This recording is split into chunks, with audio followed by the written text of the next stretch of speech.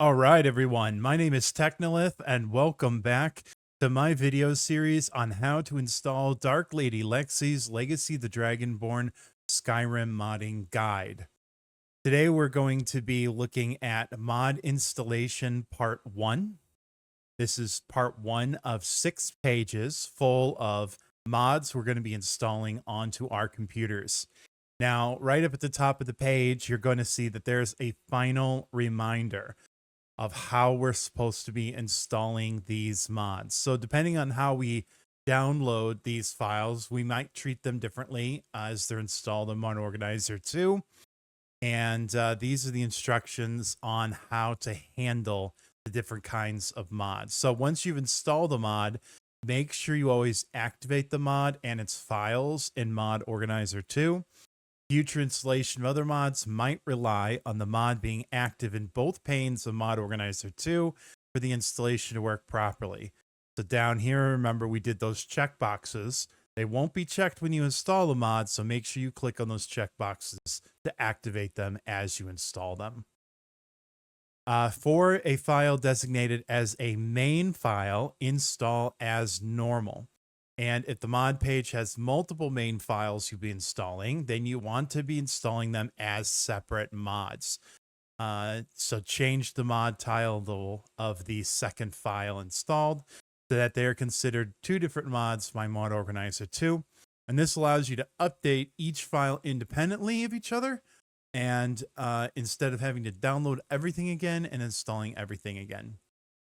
Now, if there's a file that's designated as an update file, so sometimes we're going to download a main file and then the mod creator released an update to it, we're going to put it into the same mod as the main mod. We're going to overwrite. We're going to tell Mod Organizer 2 to merge the files, which will allow Mod Organizer 2 to overwrite the original files, which is exactly what we want to have happen. And then the third kind we're going to download is optional or miscellaneous files. And these should be installed as a separate mod. Do not overwrite the main mod with these optional files or miscellaneous files. So as we go through and we start downloading mods, we're going to be going over all this again. And then for any mod with either extract the BSA, CAO, convert, or MO2 remove tool, you need to take the action detailed on the common tasks instructions page. So we will review it at least the first few times that we encounter this. We'll go back to the mod tasks common tasks instruction page and we'll take a look at that. We recommend using the headers of the guide to create separators in Mod Organizer 2. This will allow you to collapse the mod list down when you are done with a given section of mods, as well as keep track of where exactly you are in the process. So let's take a look at that. So we're going to be doing the mod installation part 1. So let's go ahead and go here. To create a separator, what you need to do is go into a blank area of the left-hand pane, and you're going to right click and you'll see that there's a couple of separate options. We're going to click on separator here. We're going to click on separator, and this first one, I'm going to type in mod installation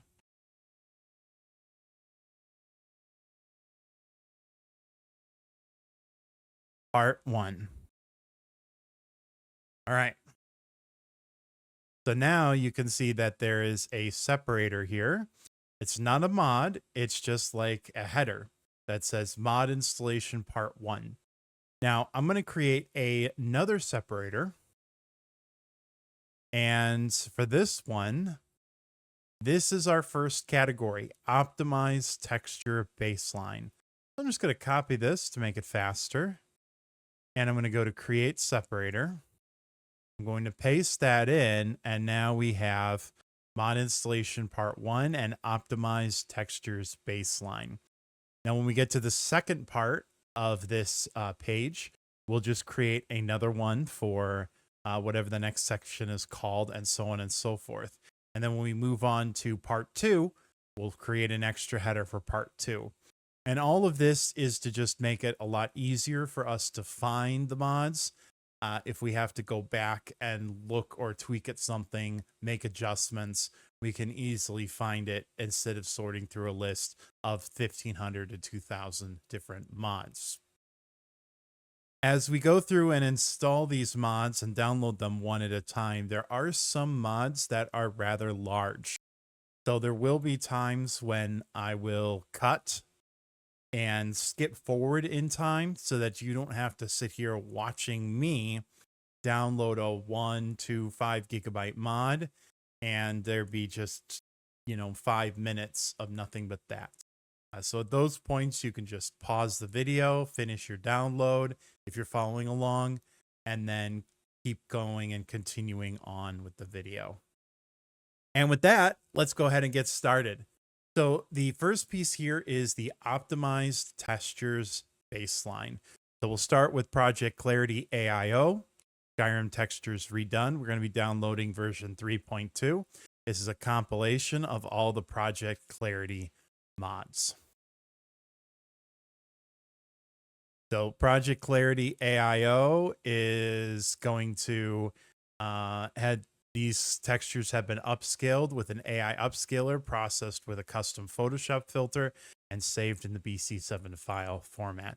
And it's 100% lore and vanilla friendly. So we're downloading Project Clarity AIO half-res loose version 3.2. So this is half-res loose version 3.2. All right, so there's 2 ways that you can download any file. There's the manual download and mod manager download. And to be clear, you can use any version when following both my videos and the guide. And I'll show you what each one is and tell you my personal preference. So when you click the manual download button, it's going to download the mod within your browser. The files will end up wherever you have designated your downloaded files from your browser to be. In my case, it's the downloads folder automatically. Once there, to install the file, we'll go to Mod Organizer 2. We're going to click on this button here. We'll navigate to the downloads folder, click on the zipped archive, click open, and that's how we'll install that file with the manual download version. The mod manager download version is, it downloads a link to an NMX file, and that NMX file is attached to Mod Organizer 2. There's another mod downloader program that Nexus specifically created called Vortex. We don't use that for this guide, but for either mod manager program, when you click this, it will open up the link into your program, whatever program you have that defaults the NMX files to. And in Mod Organizer 2's case, it will start downloading within the downloads screen. So these are all your plugins, but if you click on downloads on the right-hand pane, you can see the progress of your download. The files themselves are going to end up in your Mod Organizer 2 folder under the downloads folder. So this is where they will be downloaded to for location purposes in case you need to navigate to them. And you'll also see a list of all the mods you've downloaded on the pane right here. Now, for the 2, there really isn't a huge difference, but I do like the ability to see what mods I have downloaded on the right-hand side of the screen. And so for that reason, I'm going to be using the Mod Manager download selection. Just to re-verify, again, this is version 3.2, half-res loose. And with that, I'm going to go ahead and click on Mod Manager Download. It says download has started. So if I go to Mod Organizer 2, I can see that Project Clarity AIO has already started downloading at a pretty fast rate of speed. The size of the file is 10.93 gigabytes. So we're going to be here for probably around 10 to 15 minutes. So at this point, you can go ahead and pause the video, because I will be back once we are done downloading this first file. All right, so Project Clarity AIO is done downloading, finally. So I'm just going to go ahead and click this. I'm going to right click it and click install. Nexus category has not yet been mapped. If you wish to proceed without setting a category, proceed and disable. Yes, I want to disable automatic Nexus mapping because we're going to configure our own category mappings. It gives me the name. Now, unless it specifically tells me to rename the mod, I'm just going to use whatever the automatic name is for the mod. So we're going to press OK. And now it's going to install. And there's a lot of files to install here. What we're doing right now is we are updating the base texture files of the game. They are cleaned and optimized so that they run faster and cause less lag, more FPS in the game. So that's what we're doing right now is we're starting off by fixing vanilla Skyrim before we even start adding anything customized to Skyrim. We're at 85%, almost done. And that's it. Okay, good. So you'll see that it automatically dropped it below my separators. I have Project AIO. I'm going to click the checkbox, and now it is active.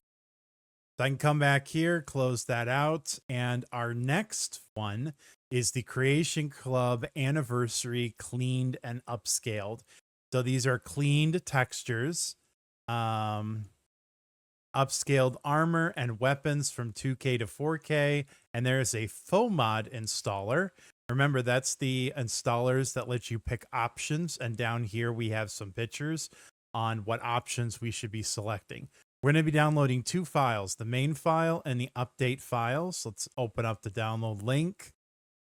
It shows us some pictures of what the improvements are going to be.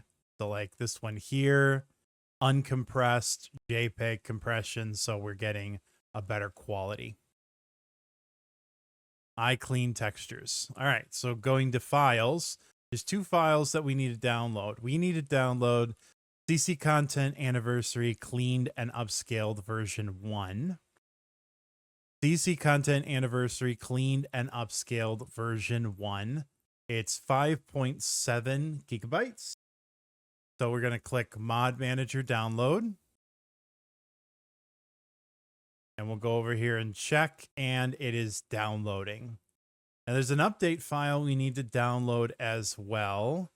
And that is called CC Content Anniversary Cleaned and Upscaled Update. So we will download that as well.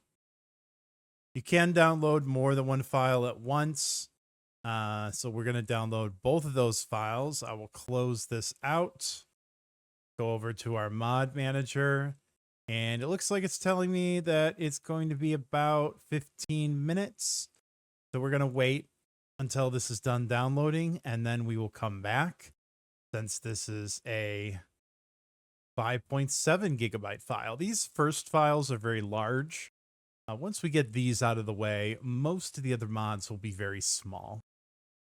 All right, and I will see you in a few minutes. All right, so our second big file is downloaded, the CC Content Anniversary Cleaned and Upscaled. So we're going to install both of these as well. We're going to install the main file first. So we'll click install, and we have a faux mod here with the options. So let's go back to our instructions. And okay, so on the first page, let me pick. Got it. The second page looks like all the options. And third page, all the options. Okay. So let me pick. Oh, it's not all the options. Okay. So Saints and Seducers is first. Saints and Seducers.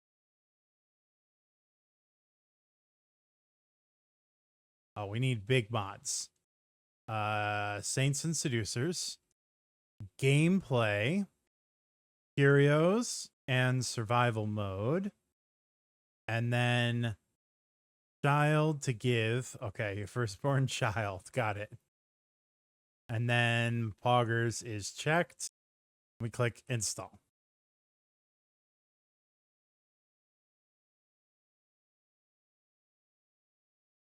All right, and that is done and installed. Now this is the update file. And if you remember, update files gets installed over top of and layered on top of the main files. So we're going to click install, upscaled and cleaned creation club plus anniversary.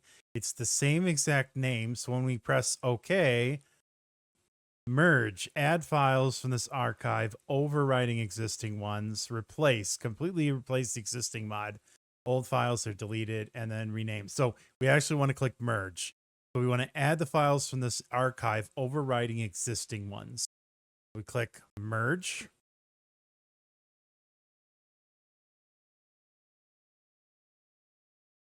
And that's done. All right, now we click the checkbox to activate it, and we go on to our next mod. So that is done.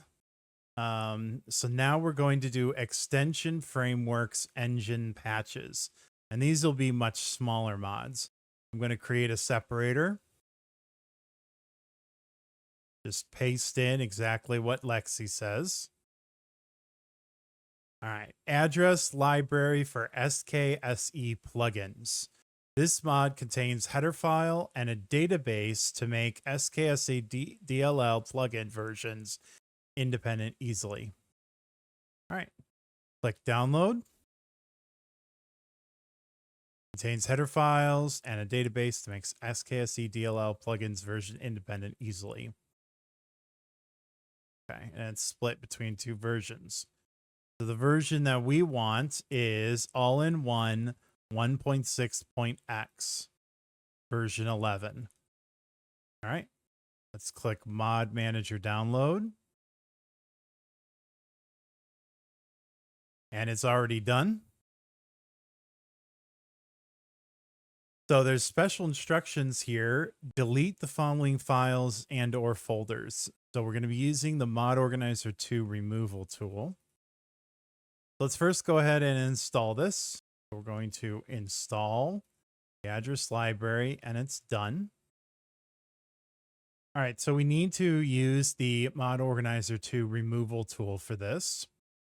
So delete the following files. So we're going to go to here. We're going to click on here, and we're going to click Mod Organizer 2 removal tool. Invalid removal type option. Your setting for removal type is invalid. Go to the plugin settings and set it to delete for deletion or MO hidden to hide the files by renaming the files to MO hidden. Okay. Interesting. Well, let me go back to the common task instructions here, or the pre-installation instructions. And let me look for a remove. Okay, so here's the removal tool. Did we miss something here when we installed it? All right, navigate to the screwdriver spanner, navigate to the plugins tab. Okay. Mod Organizer 2. And it says plugin in the right-hand box, change plugin optional to true. Okay. I think we did this before. Maybe we didn't save it. True.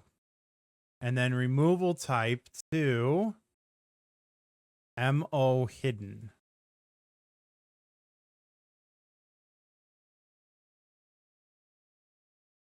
Okay. So make sure you redo this. And now it should work. Okay, let's go back to the instructions here for the mod installation page. Here we go.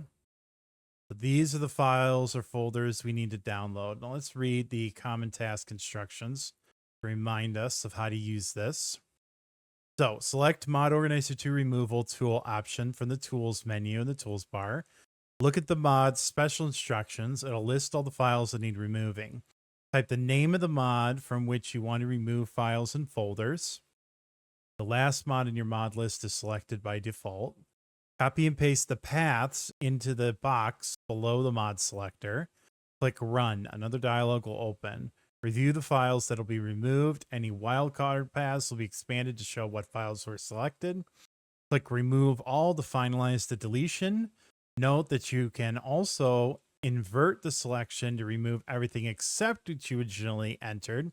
This is experimental. Remember, you cannot undo a deletion from this tool. I personally recommend using the MO hidden option when using this feature. File will be created in the root folder of the mod to log the removals you made. This file will be called mod name delete mohidden.log. Okay, that's pretty straightforward. So I'm going to copy this. We're going to go and click on Mod Organizer 2 Removal Tool, Address Library for SKSE. I just pasted the files that need to be deleted, and I'm going to click Run. The optional setting cannot work if duplicates exist in the original folder of the mod. Always check this tool's work. It's not always perfect. This message will not show again. Okay. All right, so all these will be hidden. Going to remove all. And it's done. Now let's go and check and make sure it actually happened. Address library for SKSE plugins. So we go to Mod Tools, Mod Organizer 2, Mods, and then Address library for SKSE plugins. Oh, and there's the file, the hidden file. And then if we go here, so SKSE plugins, and these are all changed to mo hidden.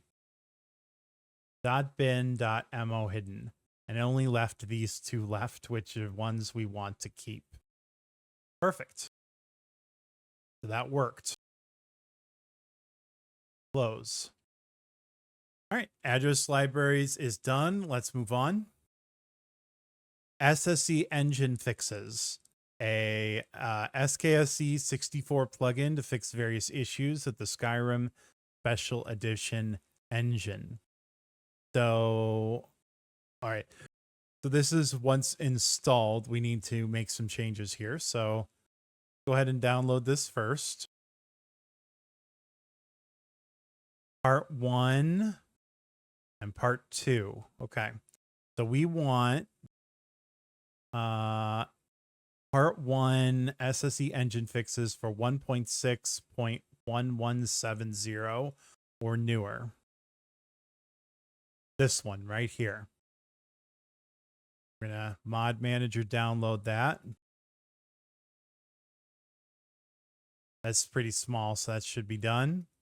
And then the second one is part 2, version 2020.3, part 2, 2020.3. And this one is a manual download only.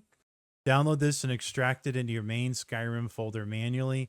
Cannot be installed with a mod manager. Okay. So that's done as well. All right. So we're going to install part 1, and then we're going to change some options in a file. So let's install part 1.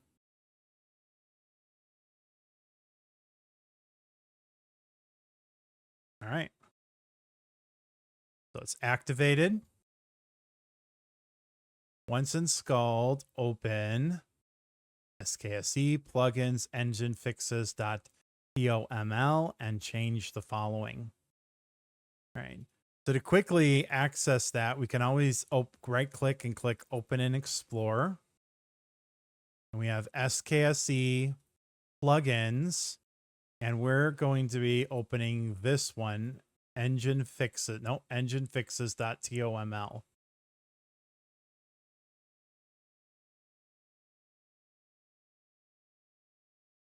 We're going to open it in Notepad. Hopefully that works. Okay. And we are going to make the following changes. So let's minimize that. Let's push that over. So for patches, Mac Studio We're changing that to 8192. Regular quick saves should be true.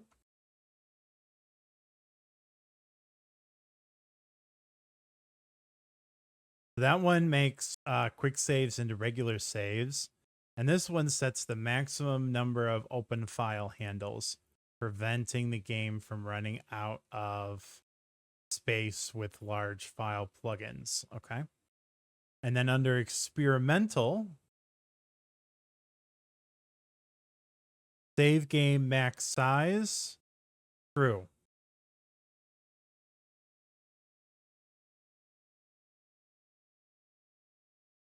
And that expands the maximum uncompressed size of a save game from 64 megabytes to 128 megabytes. It can now fix crash on save issues in long-running saves. Okay.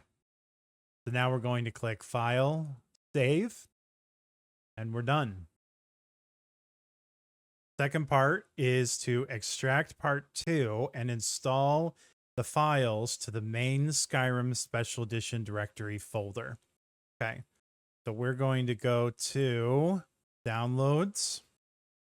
We'll open it up with the 7-zip archive. And these 3 files are getting extracted into the main Skyrim Special Edition folder. So we go to this PC, New Volume D, Steam Library, Steam Apps, Common, and Skyrim Special Edition. Click OK. Click OK. Done.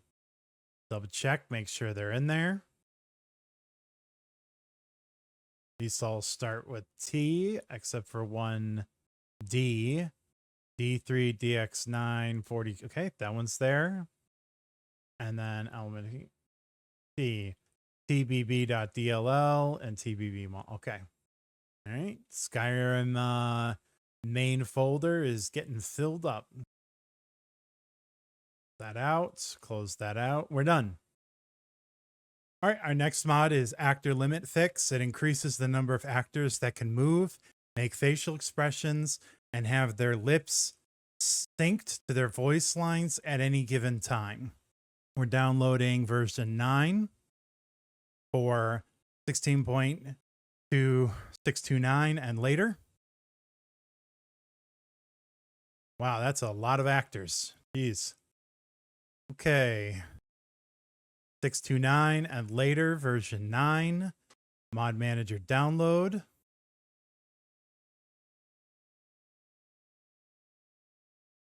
Download has started.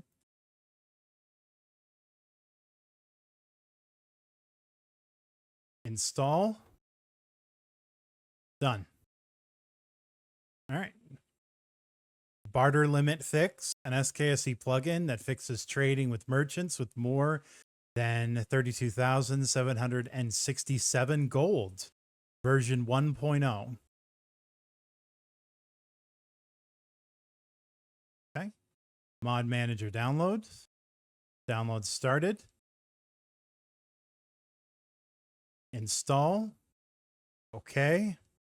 Click the checkbox.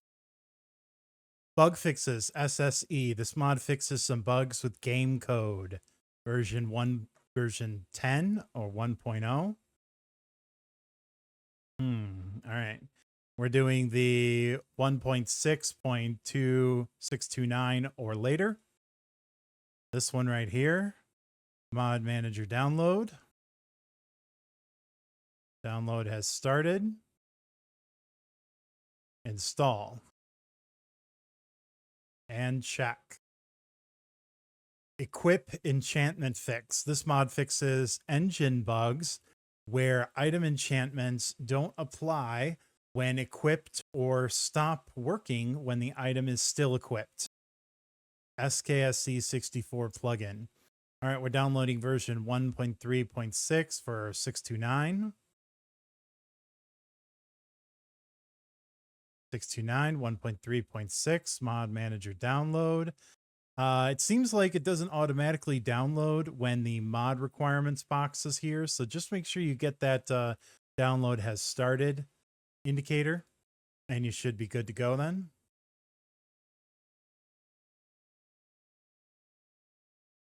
Now it says it's fetching info, so it hasn't downloaded yet. And it's now downloaded. Click install. Done. Fix note icon for Sky UI. A SKSE 64 plugin that fixes the letter note icon and type for Sky UI 1.2.6.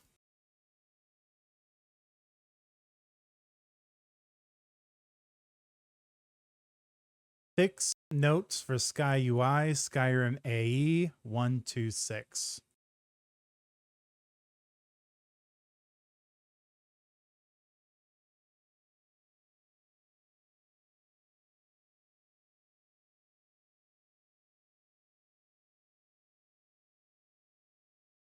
All right, it's not there. It's version 1.2.6. Fix notes for Sky UI AE. Got it. Right here. Download. And install. Okay. I'm walking here. Prevents NPCs from pushing you while you're walking here and having a chat with your friends. This conversion of I'm walking here creates one DLL file that works on in all Skyrim SE versions, including the one we're using. So it looks like only one file to download. Mod Manager download. That's going to be helpful. So it prevents them from walking into you, from pushing you. Nice. And we're going to go ahead and install that. Click OK. Got it.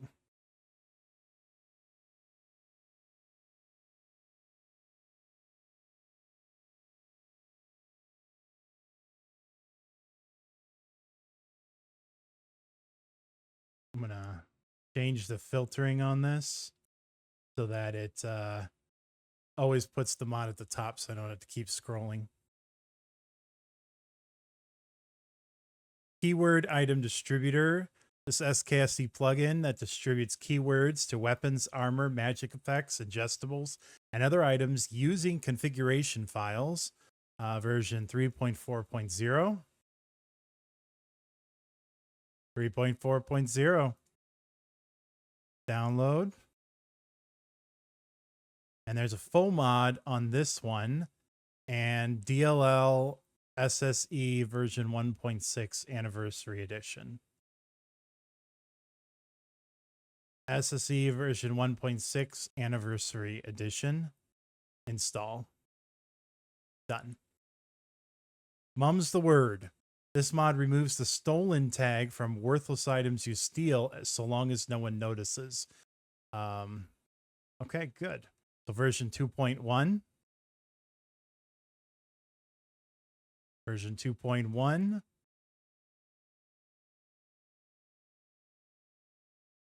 Install. Checked. NPC AI process position fix. So it's a DLL plugin that fixes the vanilla game engine bug that NPC AI's process positions could not be updated after you waiting, sleeping, and fast travel. Version 1.1.1.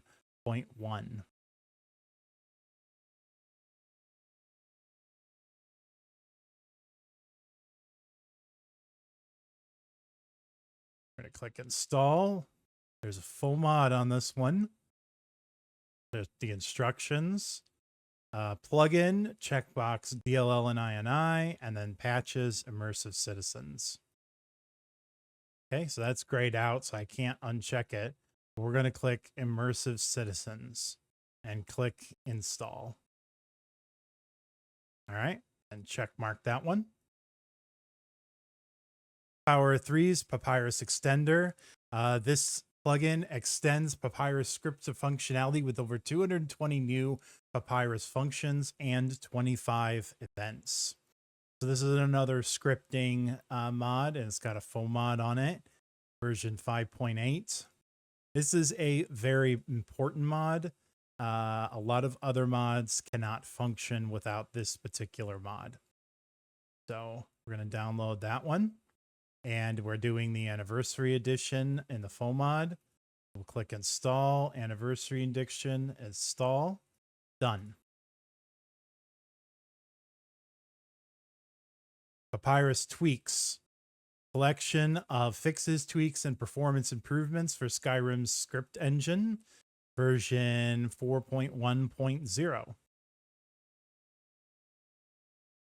Version 4.1.0. Okay. We're going to install that. Checked. Done. Power of Threes tweaks. This mod is a collection of engine bugs, fixes, and tweaks for the SKSE plugin. It has a full mod. We're going to download it. Version 1.11. 1.11. Download. Download. Right click. Install. Anniversary edition is selected in the full mod. We click install. Checkbox. Done.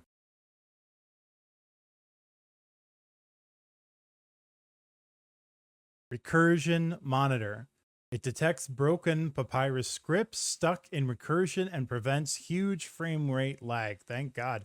Okay, we're going to download this version 1.2. Version 1.2. Download. Done. Install. Click OK. Click checkmark. Done. Scaleform translation plus NG. It's a conversion of Scaleform translation plus to the DLL version 1.8.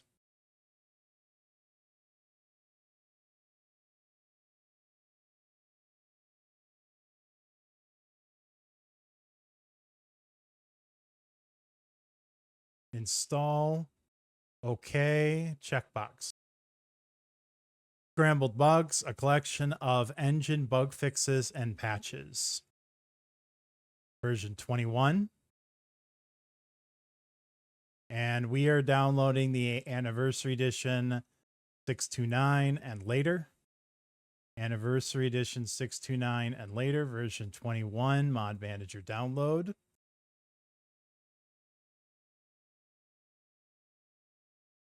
Click install. Okay. Checkbox. Skyrim Priority SE. This mod makes Skyrim always takes most of CPU usage, increase FPS, and prevent sudden lag caused by other processes. First needs to figure out how to write a description of a mod. 3.4.0.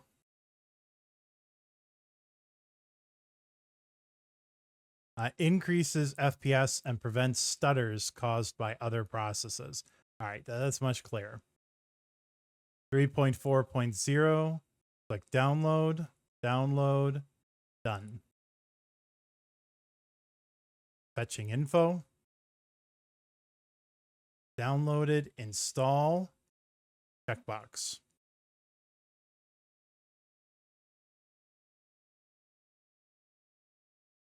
All right, and so there's some special instructions. So we need to set up affinity. So we're going to run Mono Organizer 2 and click on the tools icon. Choose set CPU affinity tool. This tool asks you if you want to set the appropriate value. Click OK. Gamer Poets has also created a video which gives a lot of helpful information on how to set up affinity manually, and you can watch that here. We're just going to click OK, though. I think that probably would be easier. So we'll go to Tools, Set CPU Affinity. Current CPU affinity is not set. You have 32 logical processors. That's my CPU. Do you want to change CPU affinity to yes? I do. Done. Your CPU affinity is now set to blank. Okay, good. I don't know why we had to do that after that mod was installed. Well, it says CPU performance FPS optimizer. So probably needs data from that mod in order to set the CPU affinity, but we're done. SSE display tweaks. So it's an all-in-one solution for playing at higher frame rates. OSD compatible physics fix, borderless full screen performance improvement, refresh rate control, highly configurable frame rate limiting plus a few bug fixes and optimizations. Once installed, we need to edit the INI. So version 5.16. Version 5.16. Download. Download has started. Done. Okay, once it's installed, all right, go ahead and install this. We're going to open it up with Open in Explorer. We go to SKSE, we go to Plugins, and we go to Display Tweaks INI and change the following.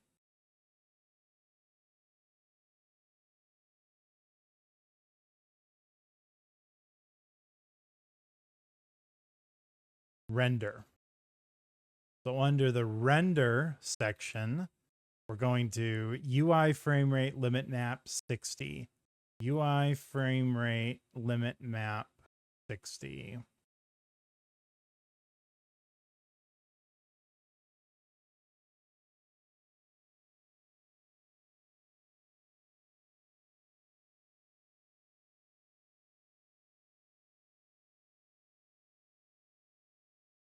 UI frame rate limit map. Here we go. We're going to go to 60. File, save, close. And we'll close this extra Explorer window as well. Okay. So that's done.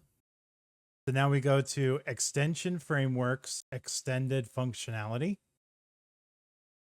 We're going to make a new separator. All right. So we are done with our engine patches. So now we're going to go to the Extended Functionality section. So we have to start with a base object swapper. This SKSE plugin and framework is for swapping base objects and references using config files. And there's a FOMod installation, select Anniversary Edition, version 3.3.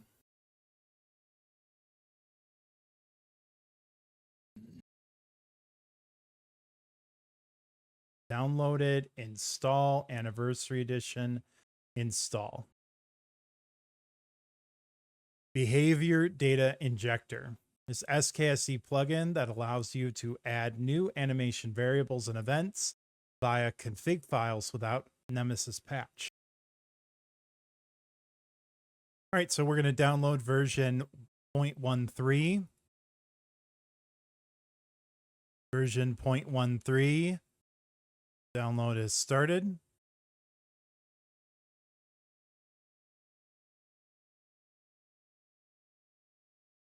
Install.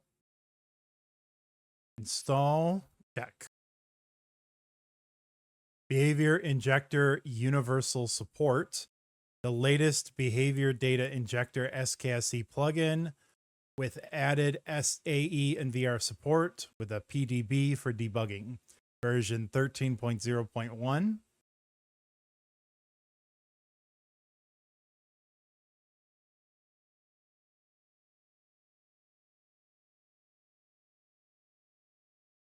Install. Yes. Checkbox. Now, notice that this mod just turned green, the one above the mod we just did. You're going to see that.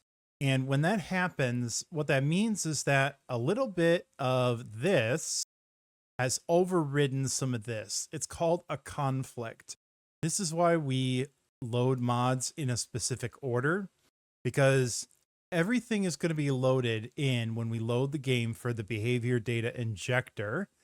But there are some pieces of this mod that will overwrite some pieces of this mod, and we want that. And that's why this mod has been installed after this mod.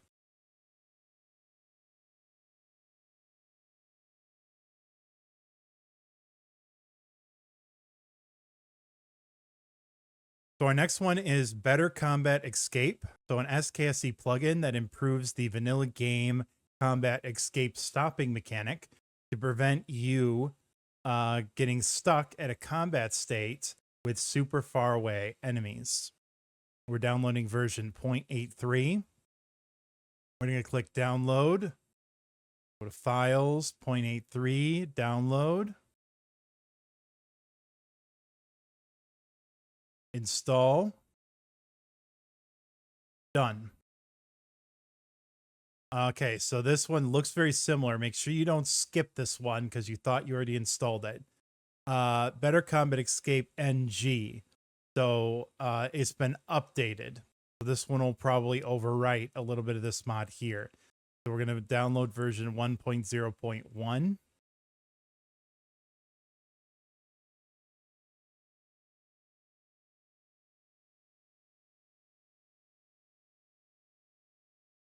Yep, see the first one turned green.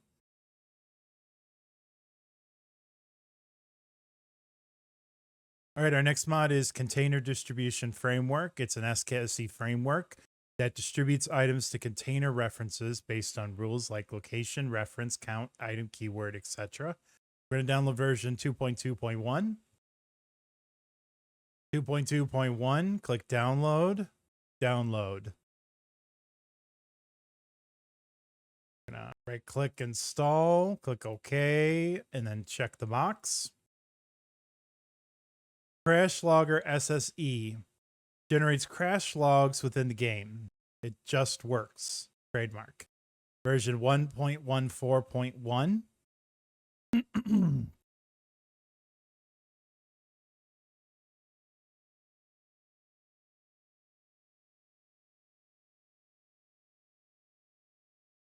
All right, so we're going to install first.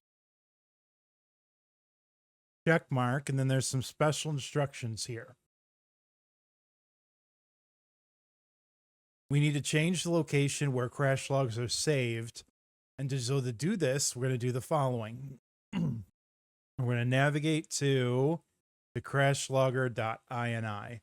Let's go ahead and open up and explore this mod. SKSE plugins, crashlogger.ini. Open the INI and locate crash log output directory.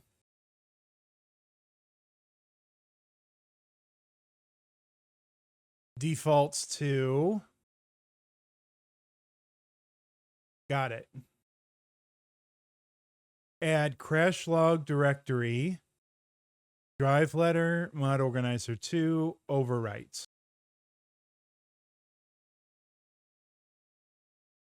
Okay, we're going to actually go and we're going to open up in Explorer here. We're going to go to mod tools, mod organizer 2, overwrite. We want to copy as path. We come here and we paste. All right, so that would be the correct path. We're going to press save, X, and that's done.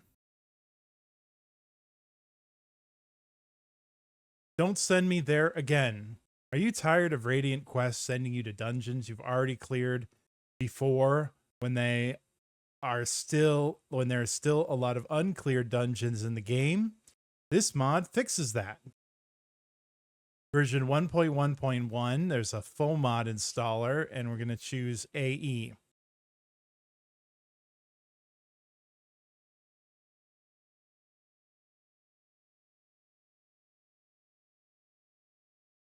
Don't send me there. Install. We're going to choose AE newer versions. Install and check.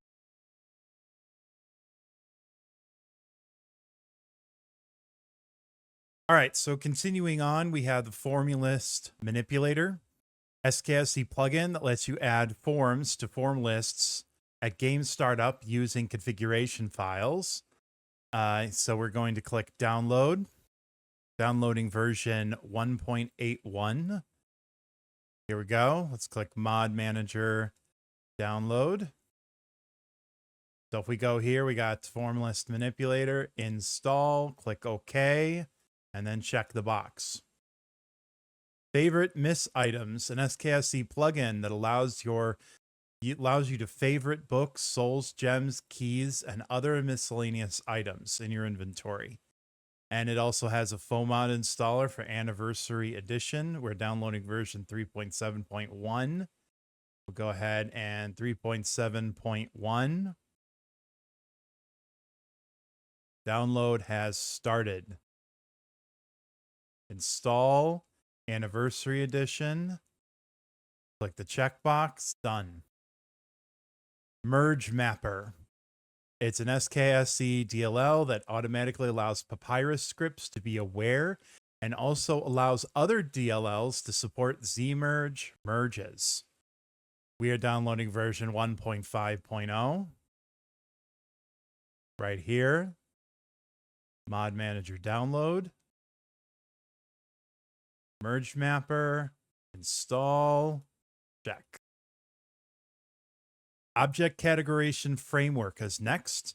It's a framework that categorizes items and other objects from hundreds of mods and provides these categories as keywords and form lists to be utilized as conditionals by other mods. As an FOMOD installer, and looks like there's a couple pages to it. 5.6.1 is what we're downloading. This is version 6.0.2. So 5.6.1. 5.6.1.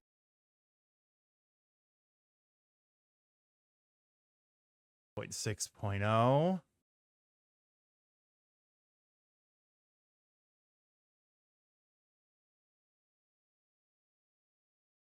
Let me do a quick search because maybe I'm missing it. 5.6.1. Oh, here we go. Version 5.6.1 right here. Click Mod Manager download. Download.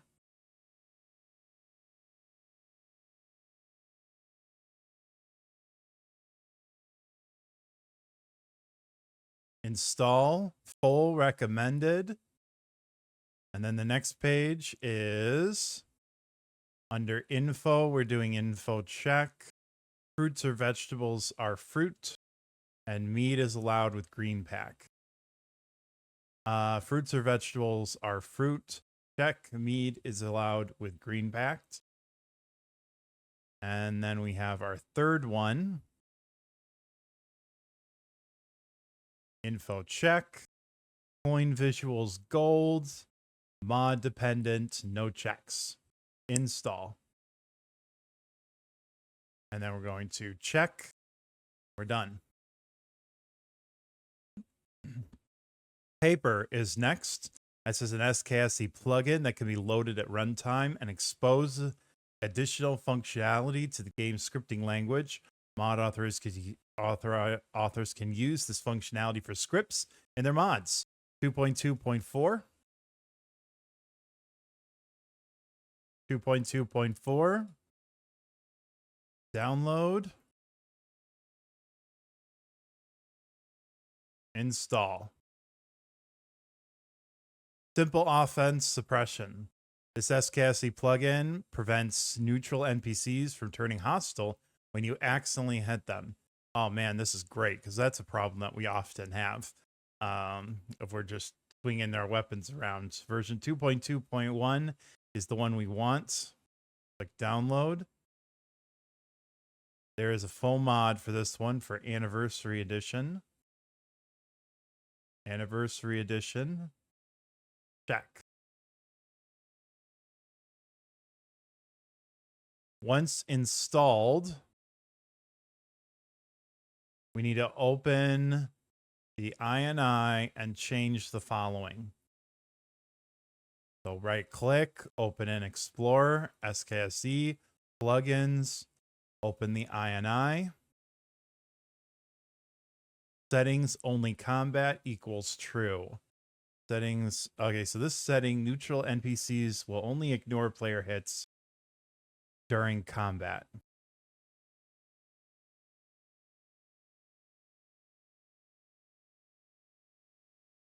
True. Okay, so if we are currently in combat with something and then we accidentally hit a neutral NPC while we're fighting in combat, the neutral NPC will ignore the hit. That's good because you can easily pull half the town if you accidentally hit the wrong person. Click save and then close. Done. Spell perk item distributor. This is a plugin that can be used to add spells, leveled lists, perks, items, leveled items, shouts, packages to every NPC in the game. We are adding a lot of spell mods, and so this one is important in order to be able to take those spells we're going to add and distribute them so that NPCs can use them as well. Version 7.1.3 is the version we want to use. We're going to click download. And there's a full mod for this one, SSE Anniversary Edition. So pretty simple full mod. Install Anniversary Edition. Check. Stay at the system page. This mod brings back the behavior of the original Skyrim's journal menu. When you press the escape key, the mod will open the system page instead of the quest page. Okay. So we want version 1.6. Version 1.6.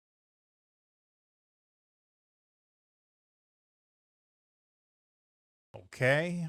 Check. Done.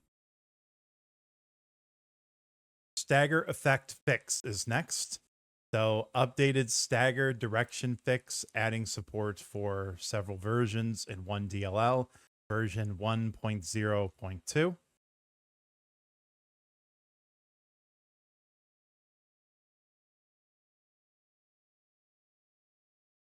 Install. Check. Done. Whose quest is it anyway? Swaps the quest items cannot be removed message for a more descriptive message informing you which quest the item belongs to. 1.5. 1.5.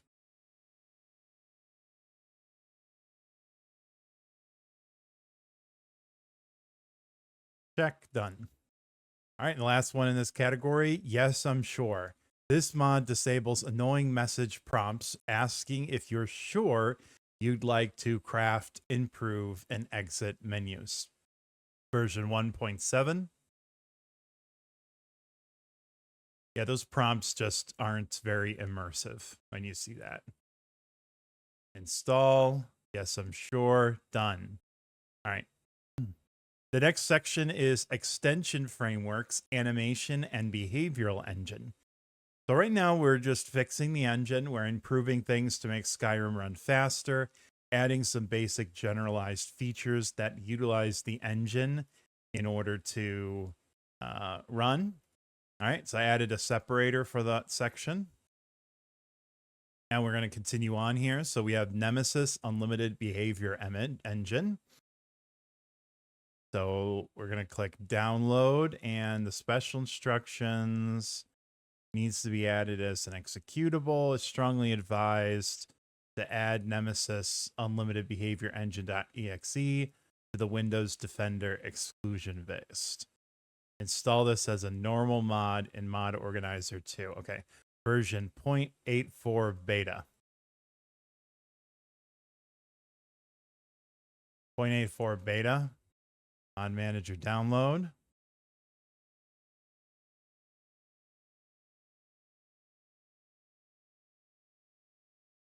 Install. Done. Okay. So it needs to be added as an executable first. So let's go ahead and do that. So we're going to configure the gears to configure the executables. We're going to add a new executable from file. I'm going to go to Mod Organizer 2. We're going to go to mods. And then this is called Nemesis Unlimited Engine Behavior. So scroll down to Nemesis.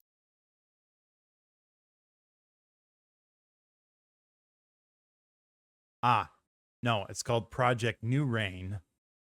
Nemesis Unlimited Engine Behavior, probably Nemesis Engine. Nemesis Unlimited Engine Behavior.exe. We want to open that up. Click OK. And now the Nemesis behavioral engine has been added as well. All right, so it says to strongly advise to add the engine to the Windows Defender exclusion list. So to do that, we got to go back to the previous page, the pre-installation instructions, and all the way at the bottom, antivirus settings. We'll remind ourselves how to do that. So we want virus.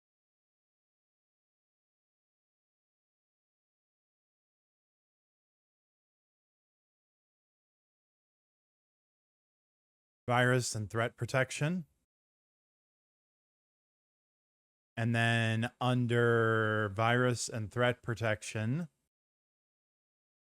we're going to manage settings. And then add, remove exclusions down here. We're going to add an exclusion for a process. And then we got to go grab that file name. So to do that, we'll open up an Explorer, go to Nemesis Engine, and then right click on the engine.exe, copy as path. Paste, add. All right. Close down.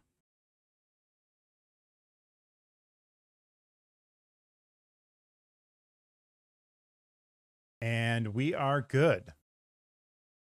We have added as an executable within Mod Organizer 2. We have added it to the exclusion list, and we installed it as a normal mod. You know what we didn't do? We didn't see what it was. That's a good point.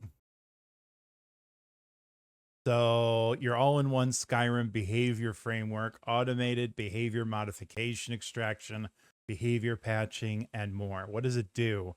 It's customized behavior. So probably behavior of the NPCs. All right. Open Animation Replacer.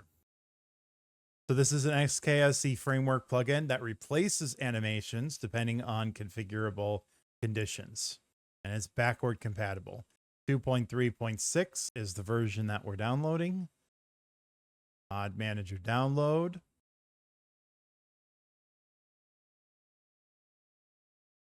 Install, check, done. And then we have animation queue fix. So it fixes the queue getting overloaded when a lot of animations are queued for loading at the same time. Version 1.0.1. 1.0.1.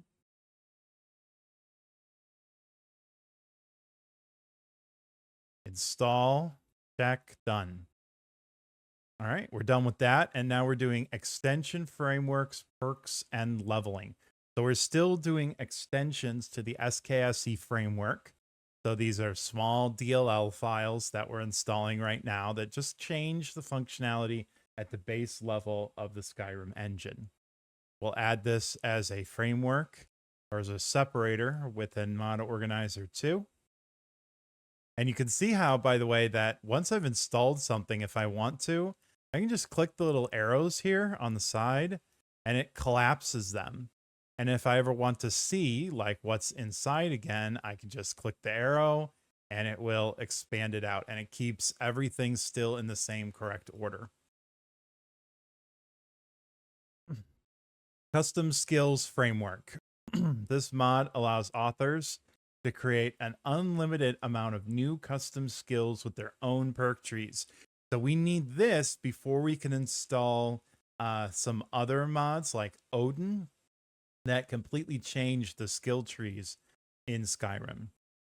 So version 3.1.0 is what we're downloading. 3.1.0. Install. Check. Custom skills menu. This is adds a custom menu to give you easy access to all custom skills framework skill trees. Directly integrates into the vanilla tree menu and supports mouse, keyboard, and controller inputs. Okay, so we have a main file and we have an optional file. Version 1.1.7 is the main file we're going to download. 1.1.7. Download that. And we're also downloading the custom skill menu Dear Diary dark mode patch. Here's the Dear Diary dark mode patch version 1.3. We'll download that as well. All right, now remember that this is not an update file, it's an optional file. What do we do with optional files? That's right, we install them separately. So let's click and install the main file first. Click check. Now for this one here, when we install this one, it has the same name.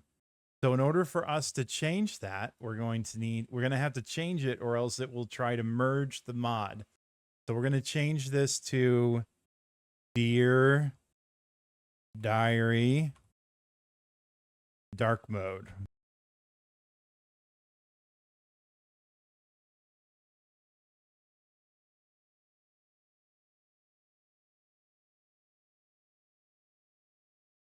Dear Diary dark mode. Custom skills menu, Dear Diary dark mode.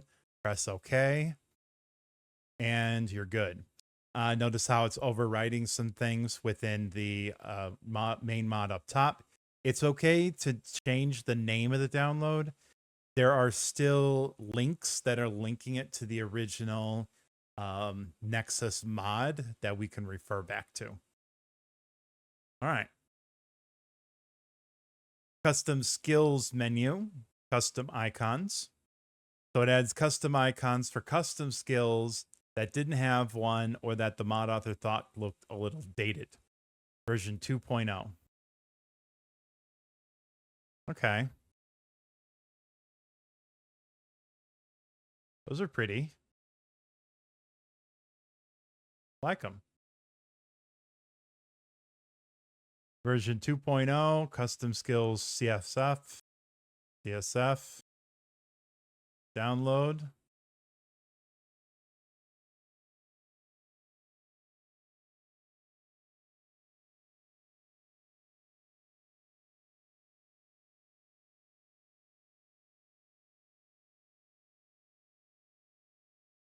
Install, custom icons, click.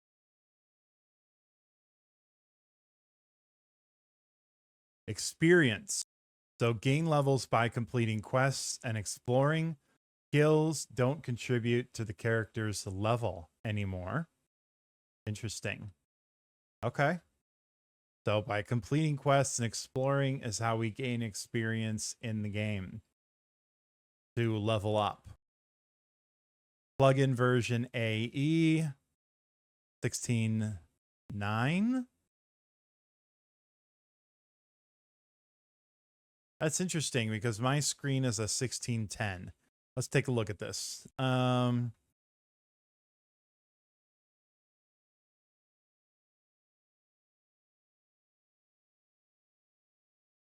3.4.5. I'm just going to take a quick look at the description here. Right, so XP sources come from questing, come from exploring, clearing, killing, and reading. And then skills are trained like in vanilla game, but they're capped relative to the player's level for balancing reasons. So all skills cap at 18 by default. The cap increases by 2 per character level. Racial skill bonuses are added on top of base cap for each skill individually. And this is compatible. Okay.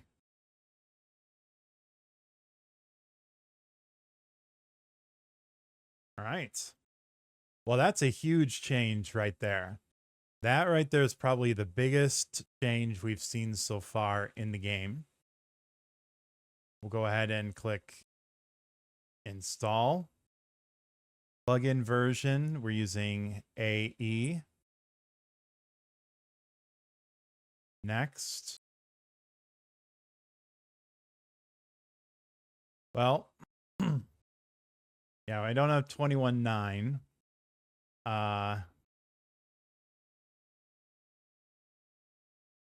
16.9. We're going to call it 16.9. I have a 16.10 screen, but the guide says 16.9, so that's how I'm going to do it. I just stopped the download. Okay. 16.9, install. Check experience, done. Lexy's Experience INI. This mod is a custom INI file for mod experience specifically tailored for use with the guide. Okay. So this probably changes a lot of those changeable options in regards to how much XP you earn for each individual action. We're downloading version 1.12.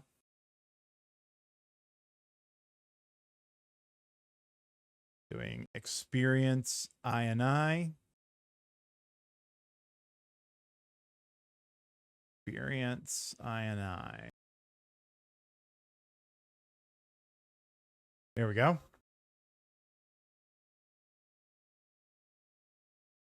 Download is started. And this is an optional file, so we're going to install it as a...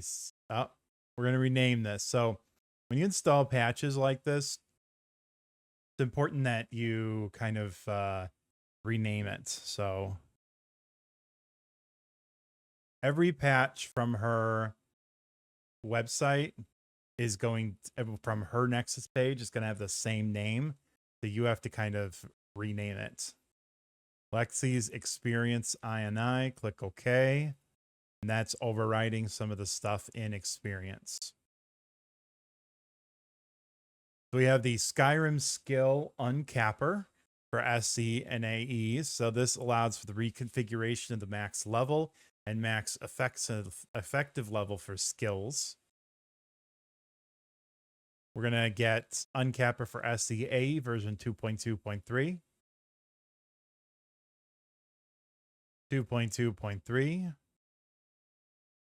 Download.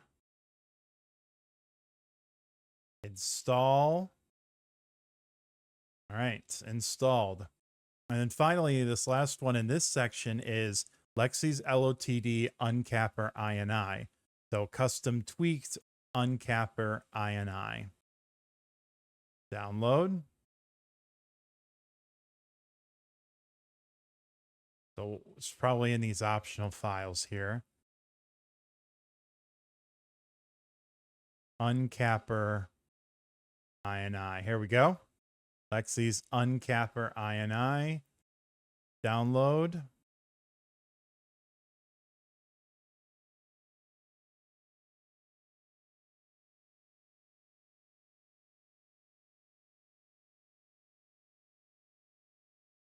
And I just copied the name from the guide and pasted it in there as the name of the mod. All right. And that's it for that section.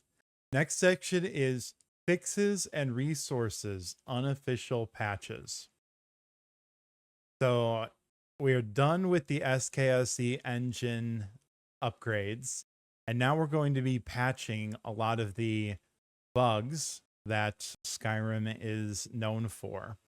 We'll create a new separator.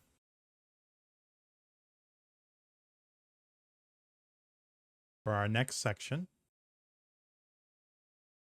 And we'll start with the Unofficial High Definition Audio Project. I believe this is a very large mod. So it's a high definition restoration of Skyrim's original voices and music, drawing from the much higher quality PS4 audio as a source. So click download. All right. So we have Music HQ, Voices English Part 1 and Part 2. Voices English Part 1, Part 2, and Music HQ. And these are half a gig, 3.5 gigs, and 2.6 gigs. So I'm going to start downloading these.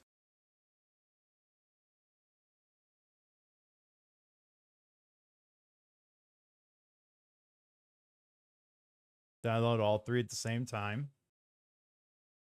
They are now in the process of downloading.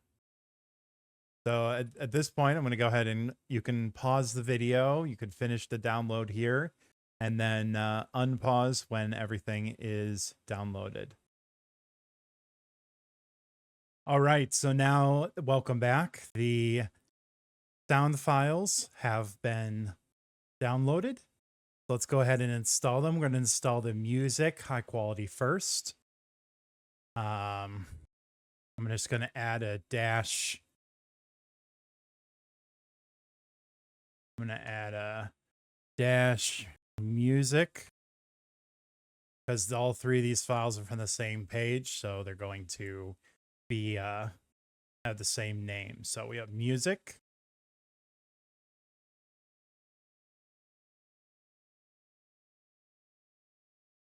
And then we have voices part 1.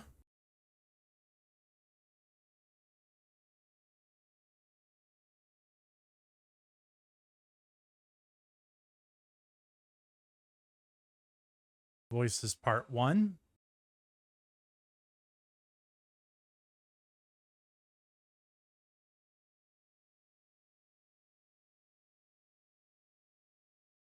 And voices part 2.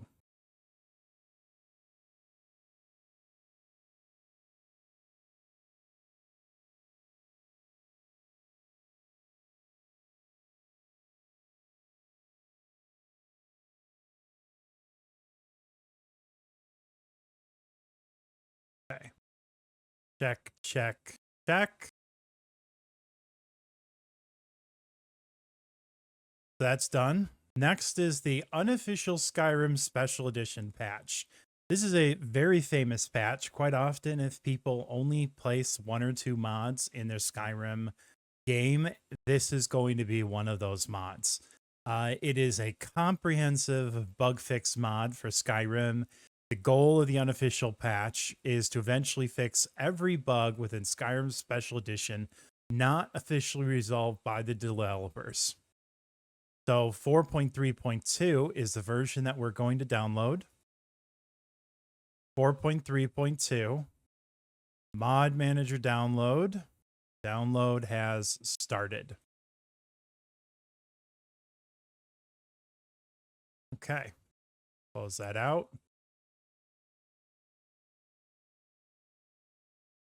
It is downloaded. Click install, click OK. And that one is done. Script optimization and fixes compilation is next. A compilation of script optimization fixes by various mod authors with open permissions in 1 BSA and ESL. 1.3.3. 1.3.3. And we're downloading the not loose version. So download. Install. Check. Unofficial Skyrim Modders patch. It's an extensive community compilation of fixes for bugs, inconsistencies, and errors that can come to light from a modded Skyrim. All right. So 2.6.3 is the version that we're going to download. 2.6.3.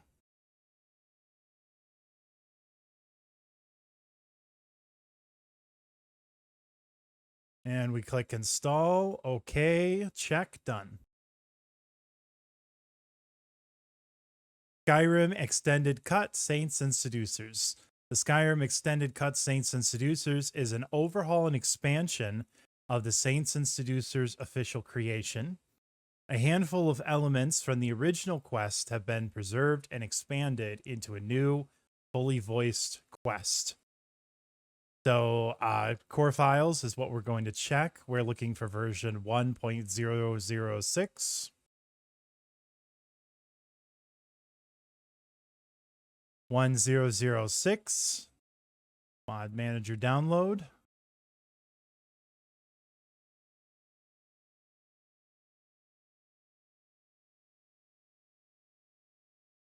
All right, and it is finished downloading, so we'll go ahead and click install.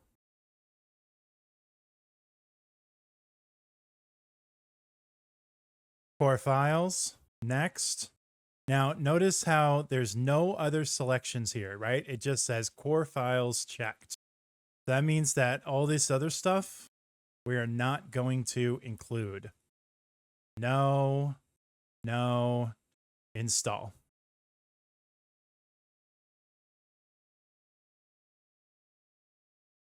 All right, and then click check. Done. Skyrim Extended Cut Saints and Seducers Quest Patch. So this introduces a new world space with new quests and NPCs, which means it's theoretically compatible with most mods out of the box. The problem comes, for the most part, from the one single NPC that is edited instead of giving a new instance. So this fixes a quest in Saints and Seducers. Version 2. Version 2. We're getting the ESL plugin.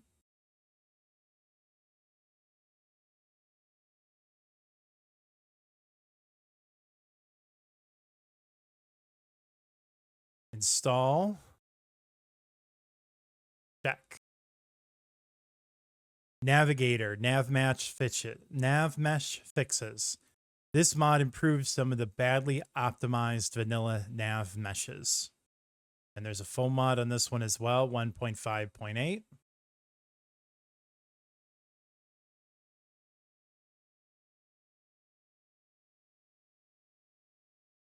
Install.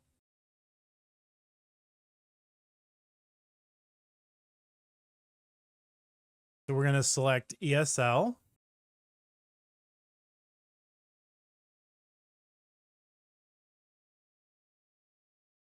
All right, and then nothing else selected for the rest of this. Next page.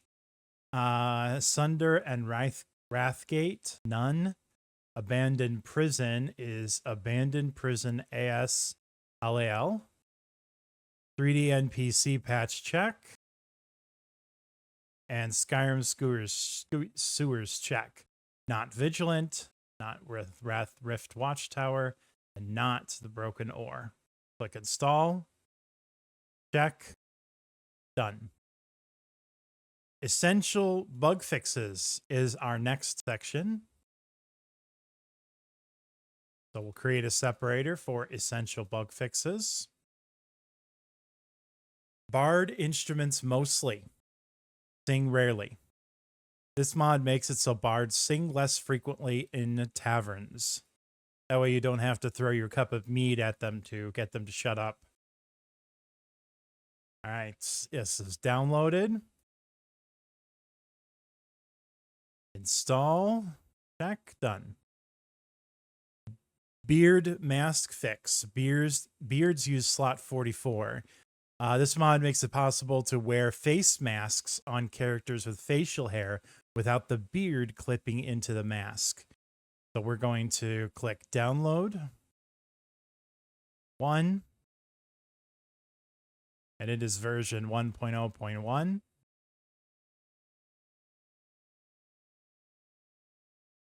Install. Oh, there's a foam mod. Skyrim Special Edition. And vanilla masks is checked. Install.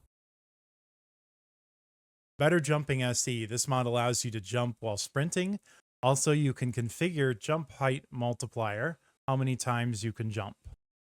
Double jump like in action games. All right, so 1.8.6.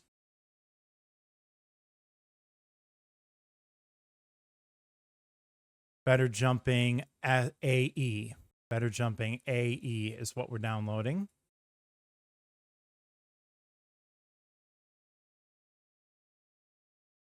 Install. Okay. Combat music fix. Papyrus. Fixes the bug where combat music may become stuck in a loop after combat ends. Oh man, I have run into this bug many times in my gameplay experience. Version 2.0. Download started. Install. Done. Dual casting fix. SKSE plugin that fixes a vanilla bug which causes the game to treat dual cast spells as if they were single cast. Anniversary edition for FOMOD. Version 1.0.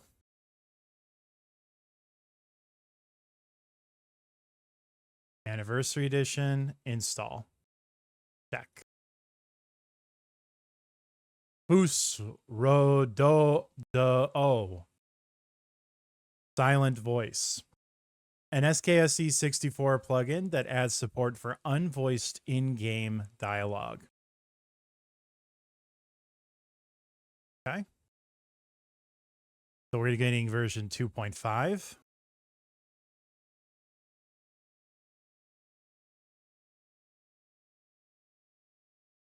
Yep. This version here.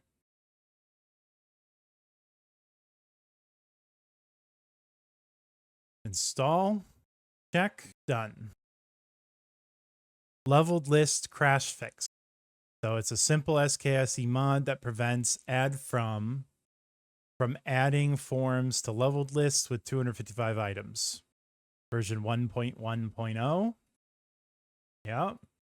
Download.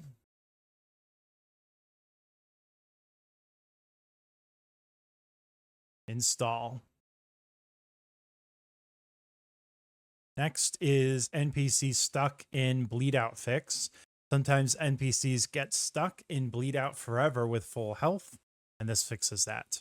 Version 0.1.3.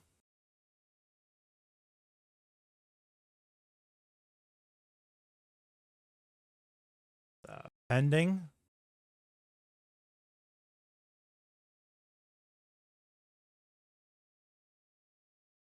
There we go. Install.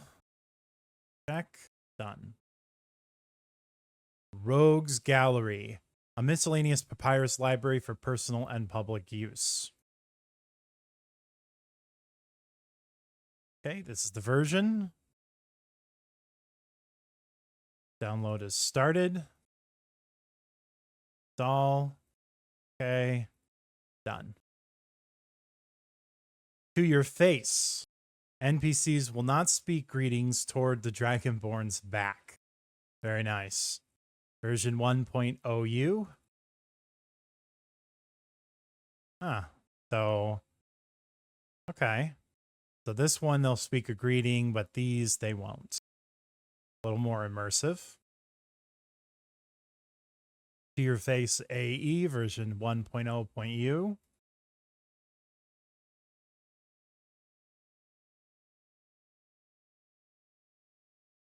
Install. Check.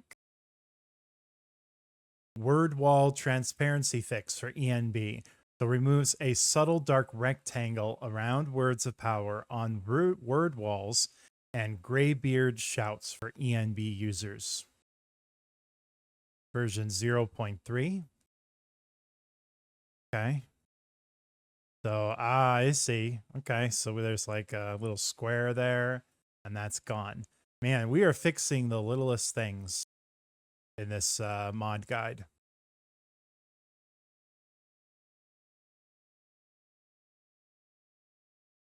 All right, make it a little bit more immersive. World encounter hostilities fix.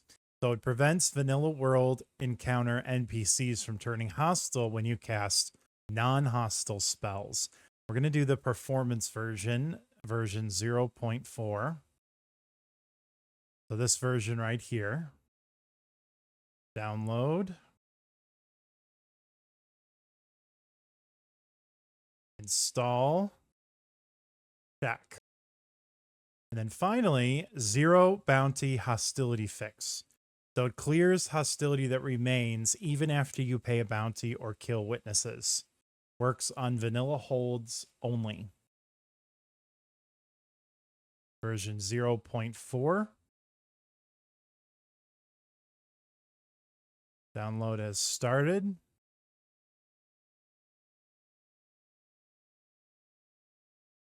All right, it's downloaded. Go to the downloads, install, hostility fix, check, done. All right, next section, interface, console. We're going to make a new separator for interface console. Click OK. We've already installed 75 mods so far, but we have a lot to go. Console commands extender. An updated DLL file to make console commands extender work with SE version 1.6 plus.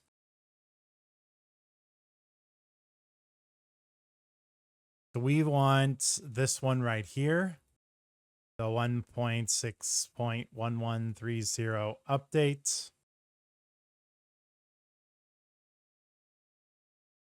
Install. Check. Console until SSE. This mod enables Papyrus scripts to execute console commands. 1.5.1. Download. Install. Check.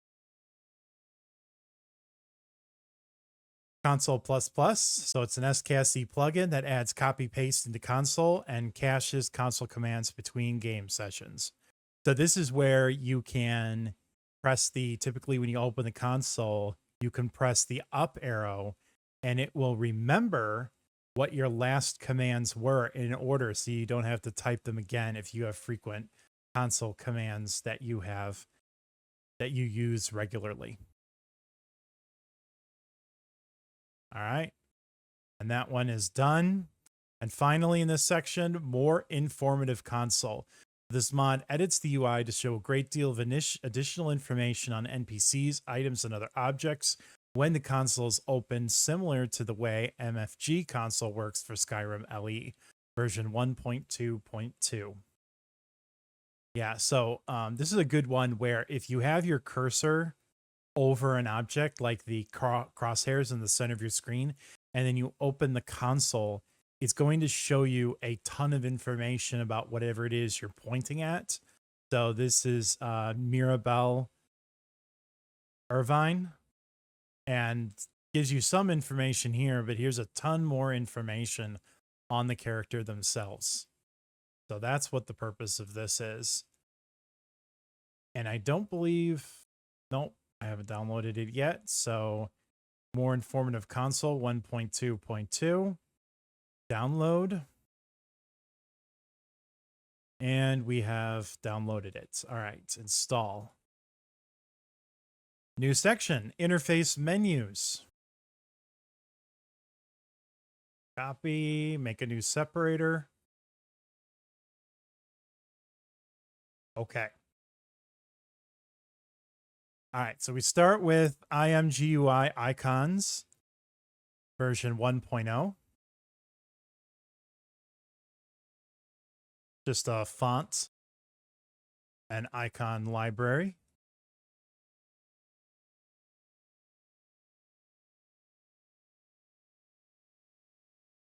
Constructible object custom keyword system. So improves the usability of the constructible object menu with Sky UI with an extensible keyword based category system. 1.1.1 is the version that we want.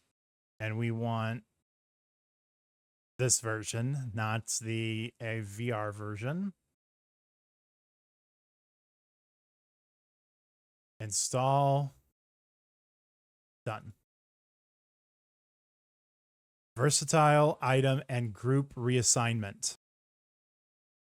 So it enhances the constructible object custom keyword system mod with additional categories and support for various popular mods. 1.0.1.1. This one here has a very interesting acronym. I did not notice that. All right. Download. Download started.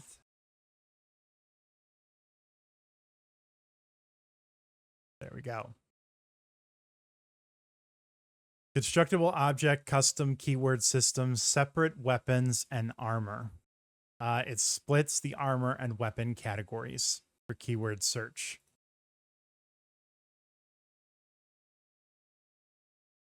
Okay. Download done. Install. Check. Cooking categories improvements.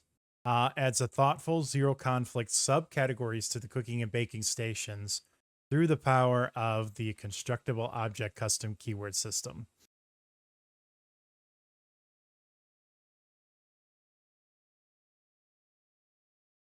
Just version 2.0.1. Yep.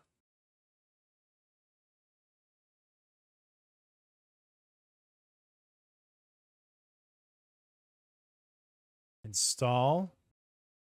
Check. Done. Dialogue history. It keeps track of your conversations with dialogue history. There's a full mod for Anniversary Edition. It's an SKSE DLL. Download. Anniversary.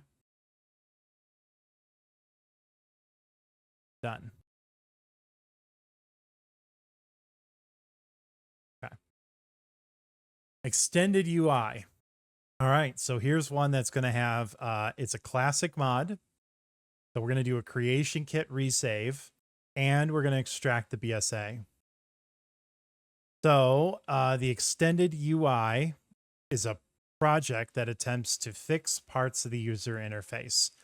Currently, the intent is for extended UI to be a complementary mod to Sky UI rather than replace parts of the Sky UI. All right. So the problem is in it's extended UI.ascp is in form 43. Load and save the plugin in the creation kit to convert to form 44. And we also need to extract the BSA. So let's go ahead and we're going to open up the common task instructions. Let's first look at extracting BSA files. All right, the normal way.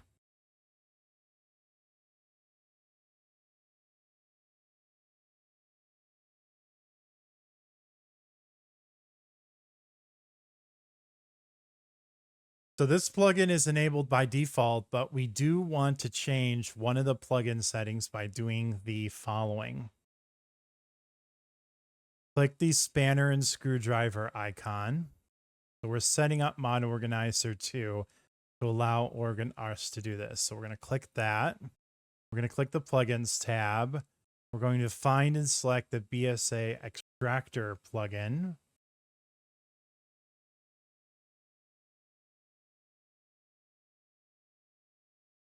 There we go, BSA extractor. On the right side, make sure only alternate source option is set to false. Okay, so we just changed that to false and we click OK. Now, anytime a mod is installed that contains a BSA file, a prompt will appear asking if you wish to extract the BSA. There are 3 options. Be careful which button you press. For mods that you want to extract, marked with extract the BSA, select yes. Be careful not to turn off the prompt. If you do this, you can rename it, blah, blah, blah. The BSA extractor prompt will also ask if you want to delete the BSA after extraction. Select yes for this as well. For all other mods, select no. At this point, you will receive a notification during installation for any mod that includes a BSA asking if you want to extract it. If the instructions tell you to do so, click yes. Otherwise, click no. Perfect. So let's also look at converting old plugins. So the original version of Skyrim uses a slightly different version of the plugin files than SE does. So verify that the overwrite folder is empty. This will always be listed last in the left pane of Mod Organizer 2. If any files are present, they can be removed. From the executable drop-down menu of Mod Organizer 2, select and run the creation kit. Once it's loaded, open the file menu and select data. Okay, so we need to install the mod before we can save the mod. Okay. All right, so let's click overwrite. We're going to clear overwrite. Yes. Okay, overwrite is clear. We need to install this mod, so let's download extended UI. It attempts to fix part of the user interface. At the moment, the intent is for extended UI to be a complementary mod to Sky UI rather than try to replace Sky UI. So Sky UI is the main UI mod we're going to use. And then extended UI, it just complements it and expands it out. So we're going to download this mod. And version 1.2.0D. 1.2.0D. All right. And then we're first going to install. Click OK. This mod contains at least one BSA. Do you want to unpack it? Select yes. Do you wish to remove BSAs after extraction complete? Click yes. All right, so extended UI has now been installed. So now what we're going to do is we're going to open up the creation kit from the Mod Organizer 2 menu. We'll select creation kit and click run.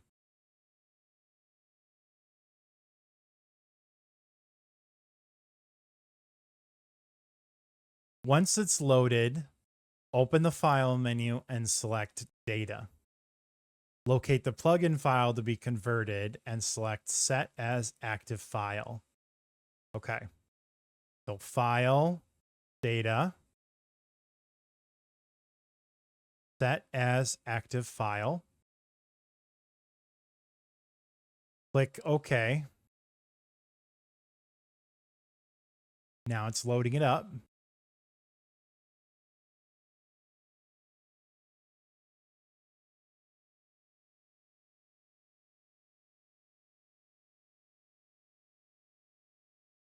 The creation kit, which is what we're in right now, is where a large number of the mods we're going to be using are created. It gives modders access to all of the assets within Skyrim and lets them create pretty much anything. One of the best modding tools that any company has ever released. All right, so we have the extended UI.esp is loaded. There's going to be numerous errors in the background. Ignore them. Once the load process is complete, select file and then save. As soon as it's loaded, save it. This is literally all we need to do to convert the plugin, and then close. Okay. File, save. Saving, done.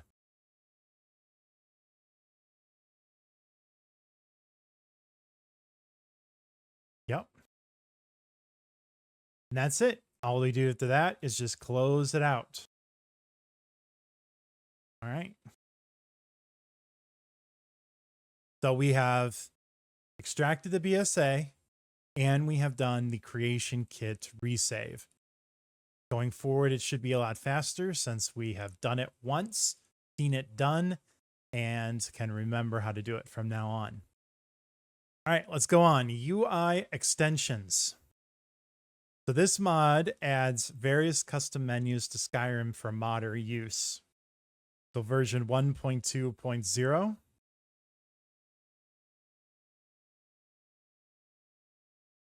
All right, so this mod is in support of the other mods. No, I don't want to extract the BSA. Lexy's LOTD main menu replacer. So this is a custom main menu replacer for use with Lexy's LOTD Skyrim SE modding guide. Absolutely, we're going to be installing this. All right. Oh, that's it. Oh, look at that. That's what it'll look like when we load it up. Very nice, very nice. And this thing will spin. So let's go ahead and download this.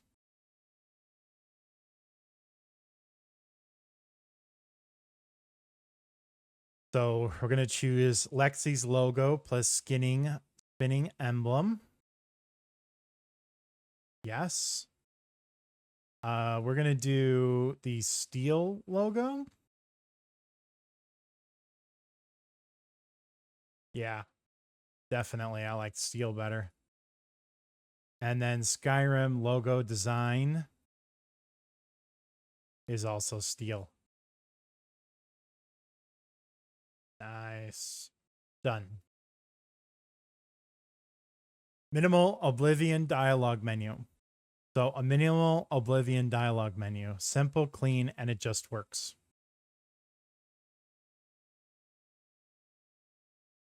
Okay. So it kind of changes the way the dialogue tree works and looks to be a little bit cleaner. Mod manager download. Install. Okay. Lexy is easy to see. Dialog menu config. This config restores the original look and behavior of the original easy to see. It's under miscellaneous files.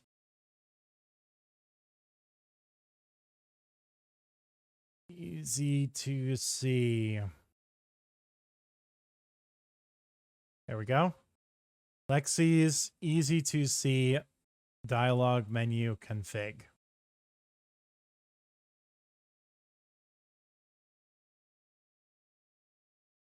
Install.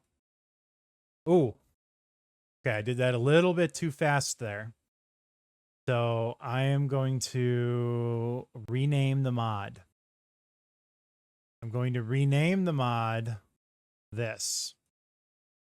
Right? Because I'm going to be installing other things from that page as well. So I want to make sure I have a unique name for it.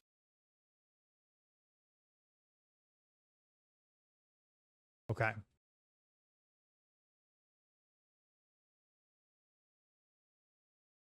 So we got the Skyrim skill interface retexture. This mod retextures the skill interface used when leveling up and selecting perks. Version 4.1. Version 4.1.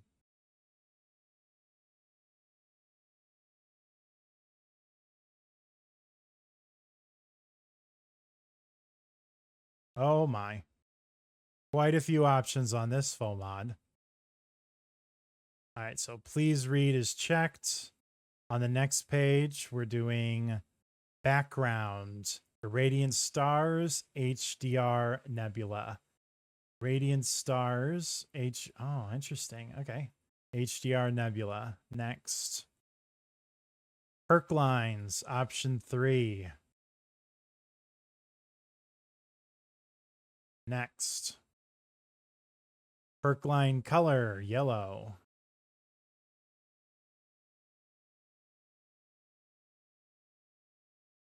Next. Constellations, option 2. Next. Perk stars, option 2. Next. HD HD Messer Gahunde and more stars. Okay. Next. HGR Nebula. Next. Thank you. Install.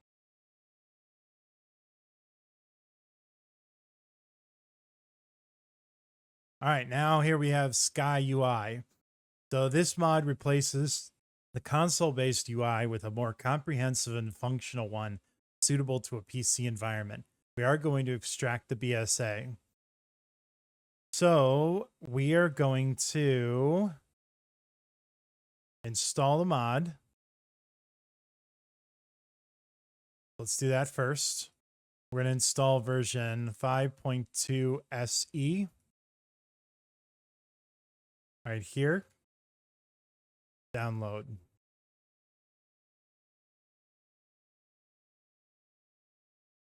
So this is kind of what the new one looks like.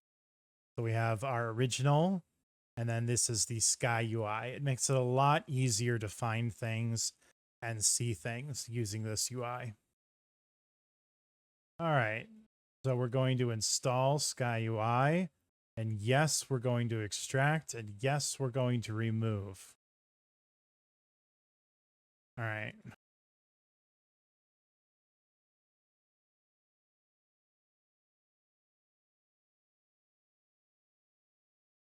Now, the problem is that SkyUI SE.esp will spew out errors in SSE edit. So the solution is to add Skyrim ESM to the plugins file header. So we're going to load only SkyUI SE and Skyrim ESM in SSE edit. So let's go ahead and open up SSE edit 64 and click run. And we're going to select none. And then we're going to select Sky UI SE and Skyrim. Only those two, and click OK.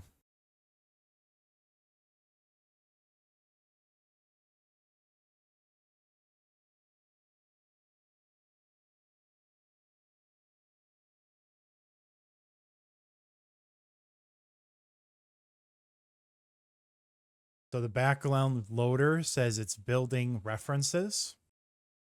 We're going to add Skyrim.esm to the Sky UI ESP header. All right, background loader is finished.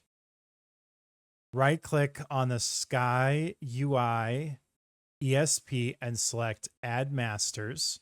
A pop-up box should appear. Check mark Skyrim.esm and click OK. Save and exit. SkyUI SE.esp can be safely flagged as an ESM and an ESL.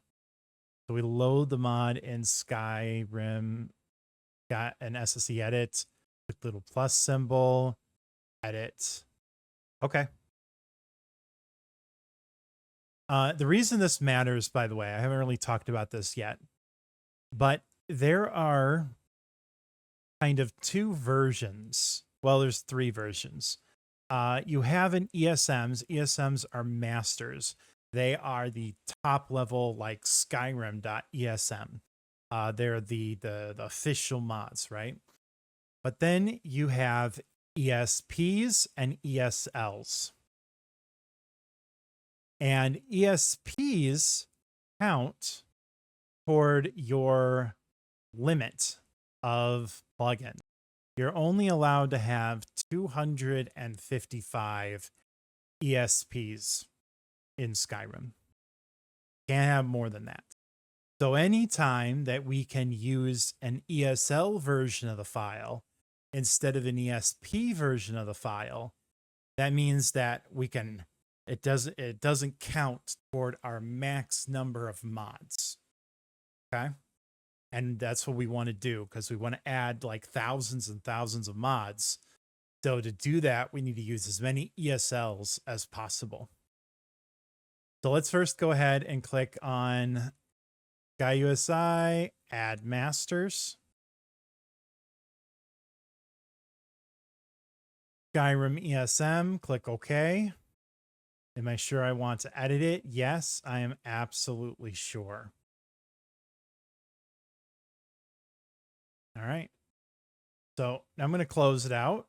I'm going to save it. That's done. I'm going to be also open it back up again. So I'm going to load the mod in SSE edit. Click the plus symbol next to the record header. So we're going to try that again. So let's go ahead and open it up. I'm going to select none. I'm going to click Sky UI, click OK. Let it load back up again. Background loader finished. All right, load the mod in SSE edit and click the little plus symbol next to the record header. Then right click on record flags in the record header. A pop-up box should appear. Left click on edit and tick both ESM and ESL checkboxes. So we have loaded it up. We've clicked on Skyrim ESP, and then over here, click the little plus symbol next to record header. And then record flags, we're going to right click. We're going to click edit. Yes, I'm sure. I'm going to tick mark ESM and I'm going to tick mark ESL. So it is an ESL flagged ESM. Very nice. And then I'm simply going to close. It's going to save. And now we're good. So you can see that while we have 92 mods that have been installed so far, there are only 37 ESMs or ESPs. And notice that Sky UI doesn't appear here. That's because we changed it to an ESL flagged ESM. And because of that, it's not going to count toward our total number of mods that we have installed. All right, so let's go ahead and continue on.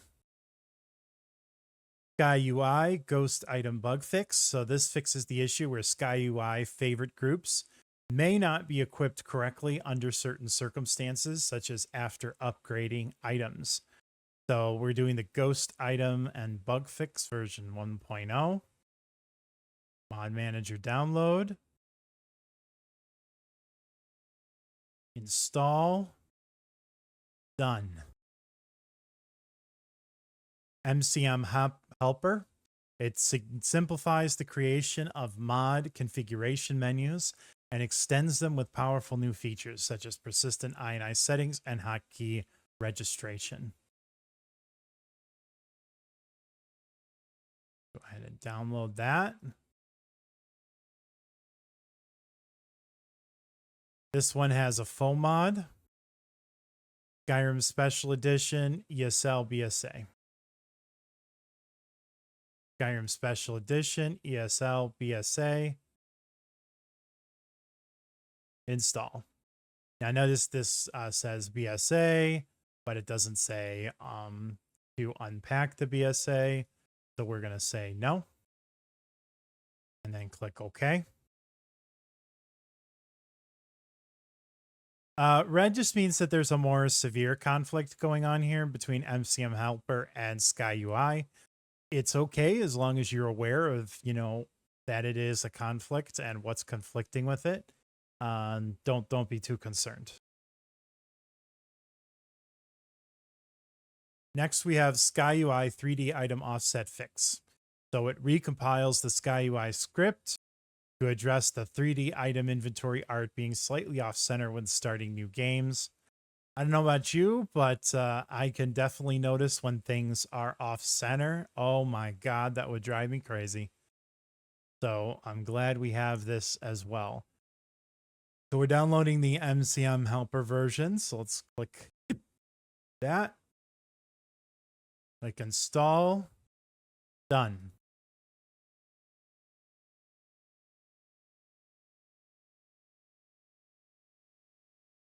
All right, our next mod is smaller vanilla cursors.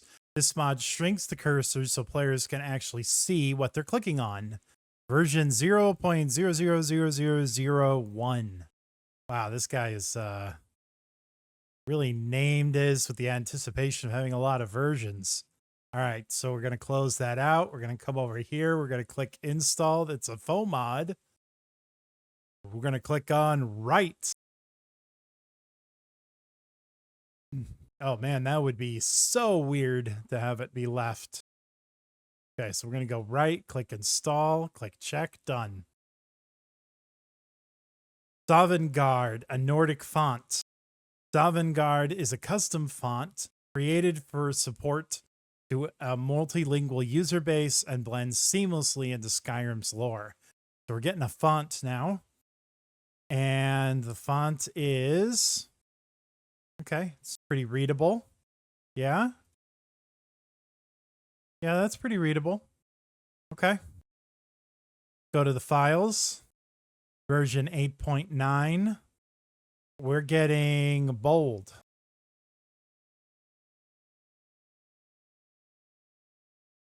Install.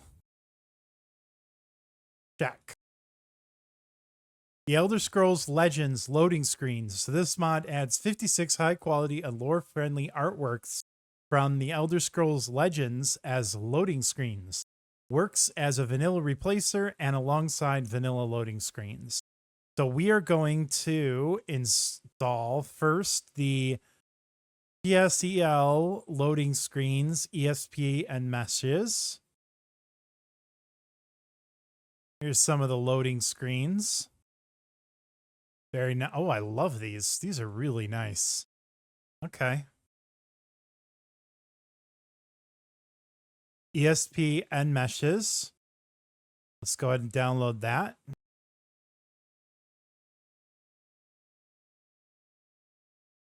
Install.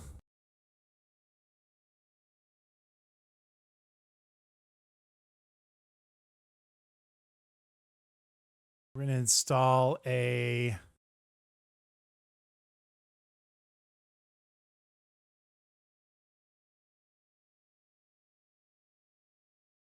(16 by 9)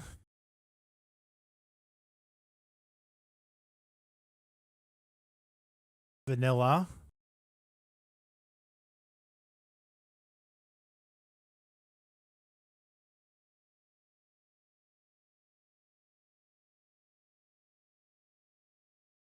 Vanilla. Fixed height. The image is extended with black to fit the screen. The image will be fully visible. Okay, that's good. Yeah. So I want fixed height because a 16 by 10 screen, which is what my laptop has, is higher than a 16 by 9. So there'll be just black bars at the top and bottom and it won't be distorted. So that's good. I was a little worried about that. Display messages. Yes. Yes, display messages. MCM. And loading screen frequency, 50%.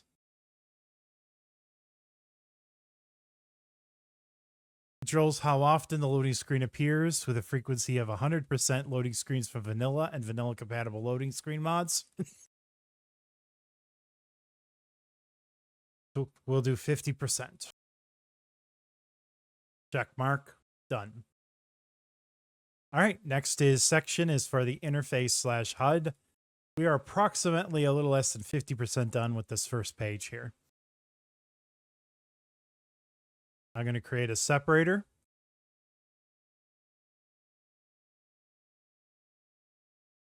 Done. A matter of time, a HUD clock widget. This mod adds a widget to the HUD which displays the current in-game time in two ways, as a picture showing the current time of day and as a clock. Alpha 4. Oh, nice. I like that.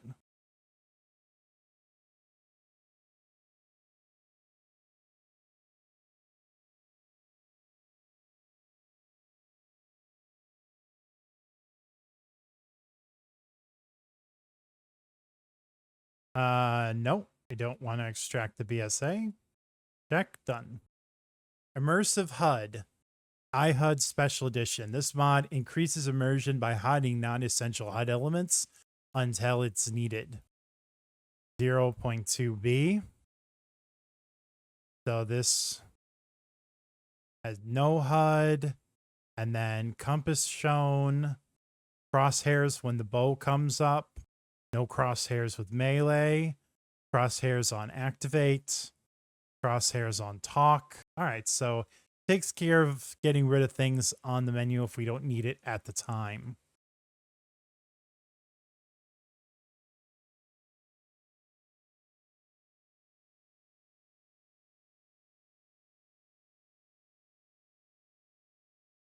Sky HUD.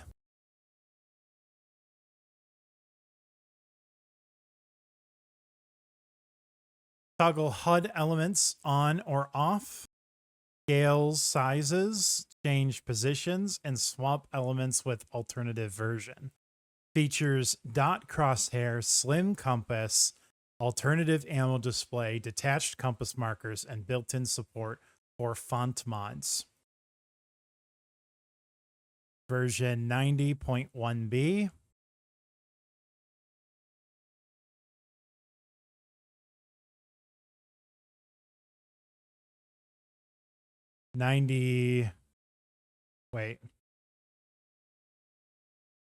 Okay, so 90b version 4, and then the update file. So let's download this.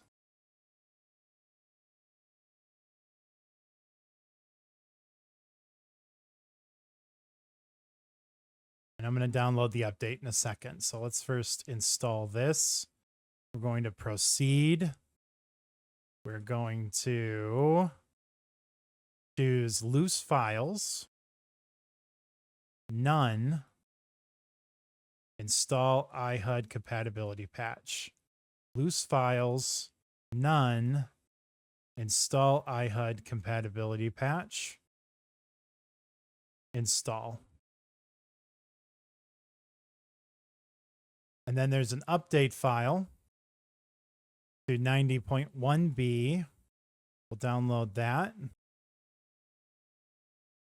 We're going to install, and we're going to install it overlaying it. So we're going to merge. Done. Since it's an update file.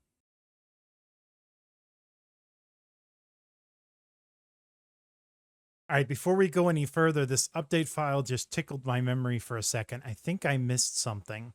Yep, right here. The Elder Scrolls Legends loading screens. I did not install the textures file. So I'm going to go back here. Files, 2K textures.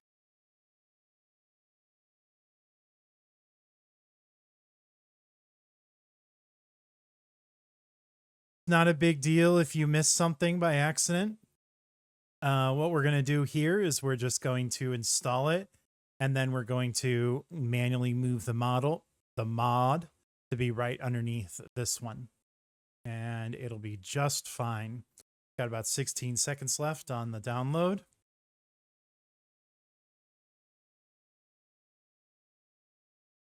Yeah, so 3, 2, 1, done. Install 2K.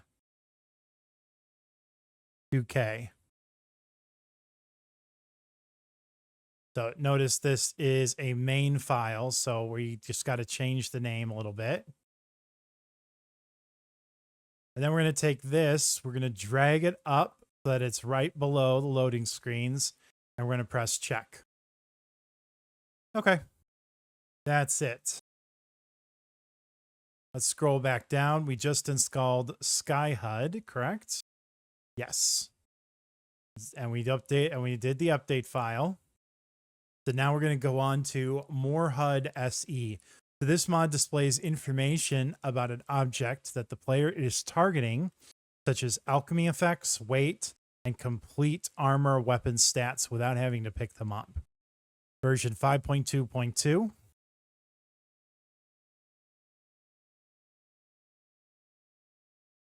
All right. That shows known enchantments. See the book skill. All right. So it's kind of giving us a little bit more information. 5.2.2. We're getting the AE version.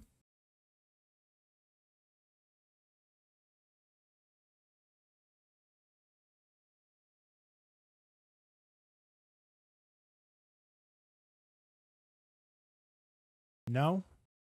Check. Done. More HUD inventory edition. So this mod brings some features from more HUD into the inventory menu. Version, loose version AE213. Loose version AE213.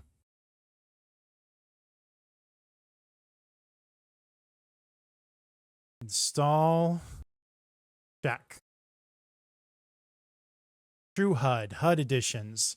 The HUD editions formerly included in the True Directional Movement were completely reworked and improved. Very customizable actor info bars, boss bars, player widget, recent loot log, and an API for other plugins. Modular and customizable through the MCM.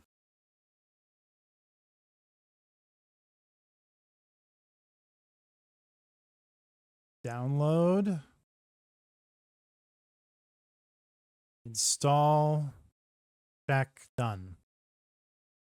And then finally for this section, curated bosses for True HUD. So it tweaks True HUD's boss bar feature to be much stricter in its selection, reserving boss bars for bosses that are important to the story or have unique mechanics. Includes full Creation Club support and support for several quest mods.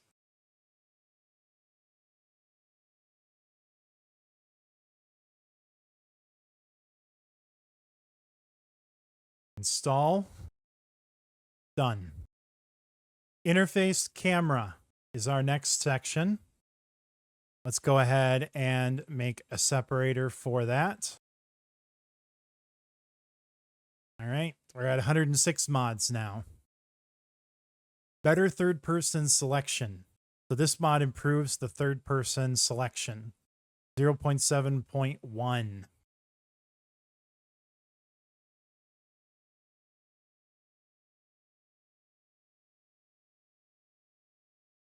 Install. Done. Clutter filter for better third-person selection. So a filter configurable to allow low-value clutter and tool items. Exclusions keep quest items, crafting materials, gifts, and other useful items available. All right. Version 1.0.2. Download.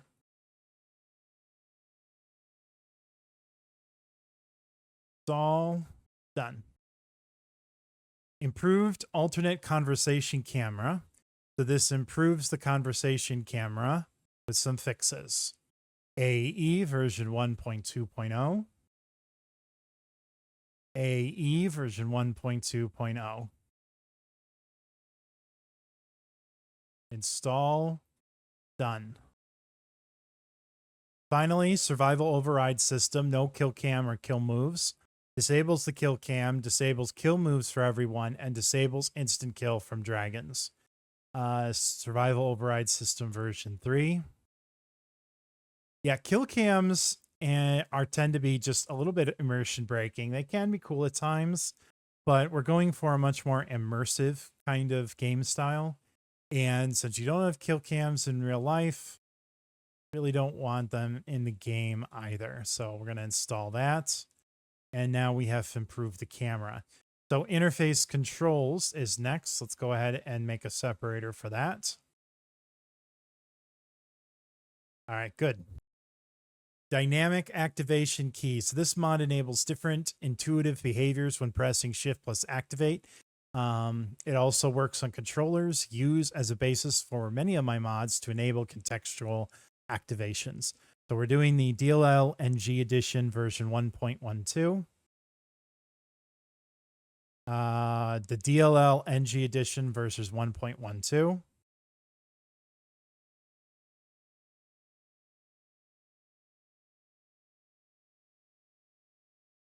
Done.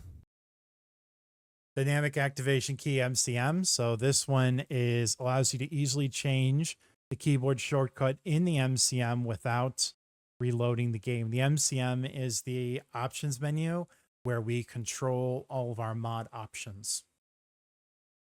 So this is the DLL NG edition version 2.1.0.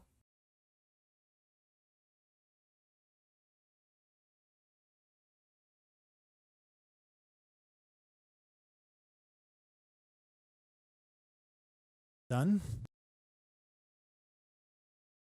Dynamic activation key add-ons collection. Easily trade with merchants, train with trainers, and get access to followers or horse inventory. All right.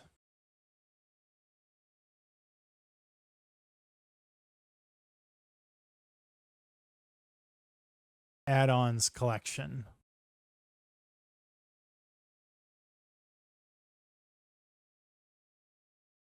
Install, done.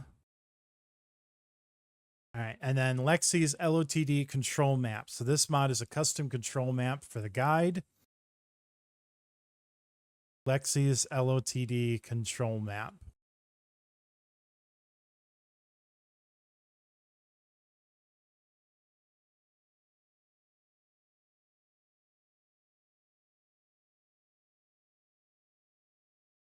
Okay.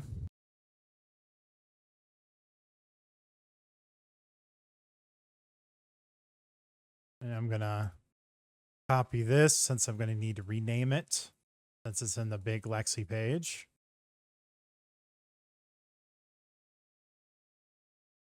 There we go. Done. Character creation. So we are going to introduce some mods in this section that are going to let us be much more specific in our character creation.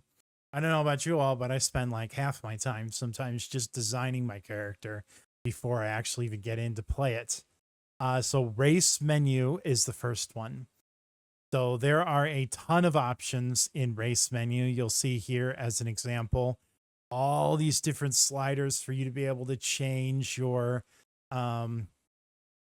face of your character. The nice thing as well is you can download presets from the Nexus and load them in using race menu and body slide.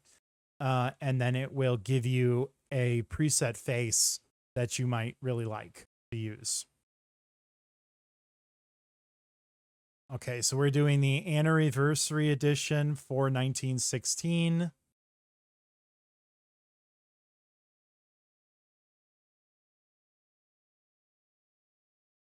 Install.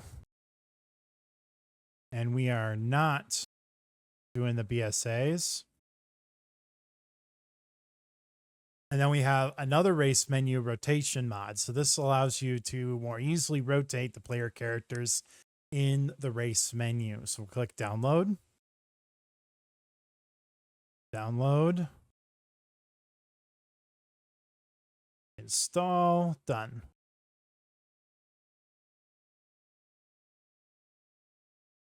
World map is our next section. Make a separator. All right. A clear map of Skyrim and other worlds. It improves the map's weather to enhance visibility, modifies the map camera for optimal viewing, and adds the missing world maps of the Soul Cairn, Forgotten Vale, Black Reach, Sovereign Gar, and Skaldafan.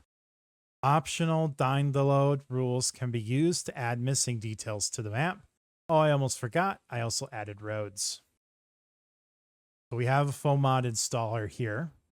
So let's go ahead and download version 4.0. Okay, and this map is, wow, that is like you're just up in the middle of the sky.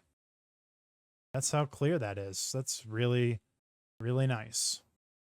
All right. So files, a clear map with FOMod. Did it download? No. There we go. Install.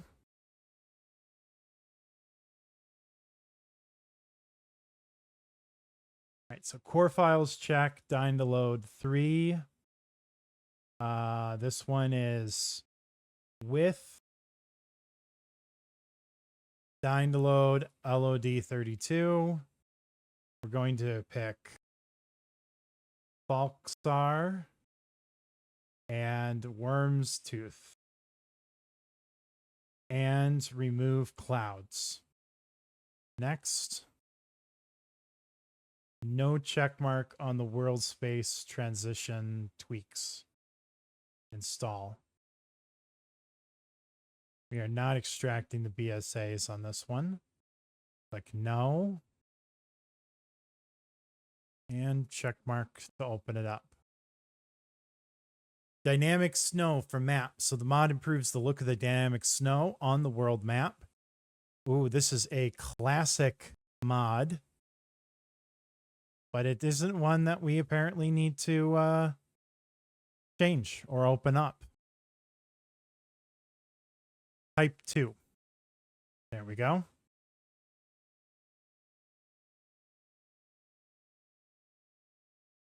All right. Atlas Map Markers SE updated with the MCM. So explore Skyrim and discover hidden and hard to find locations such as wilderness camps, shrines, cave exits, and much more.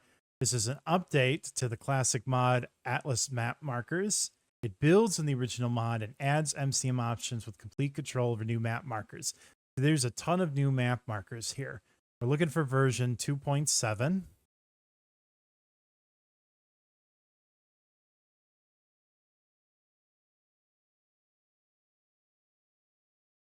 Install. Check.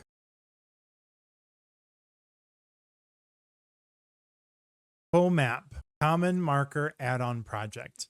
So it's an SKSE based framework that allows for the adding of custom map compass marker designs. All right, so 4.2.1, and there is a FOMod.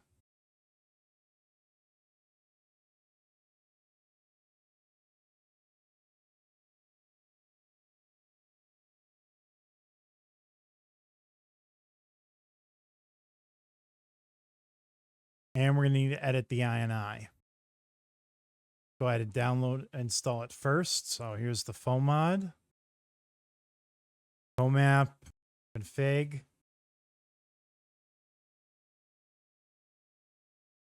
We're going with obscured, undiscovered markers, small diamond. Right there. Next, we've got a couple more options here. So, Khajiit caravan markers, hidden until discovered. Yolvaskar map marker, none. Vigilance of Stendar map marker, none. And other add-ons, orc only bandit locations use orc stronghold marker.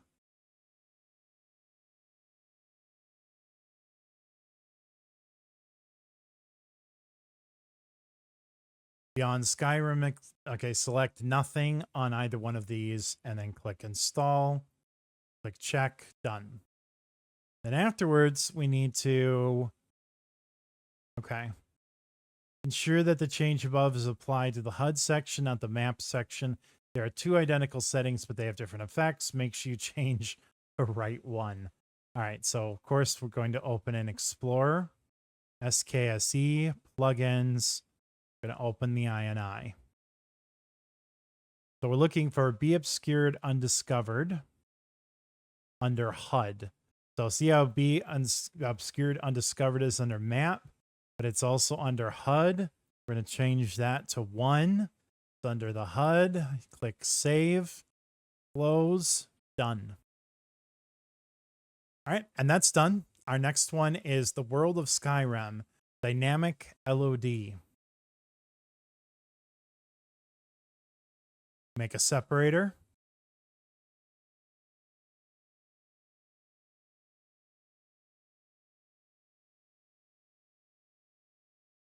All right, so the first mod in this section of Dynamic LOD is HD Enhanced Terrain.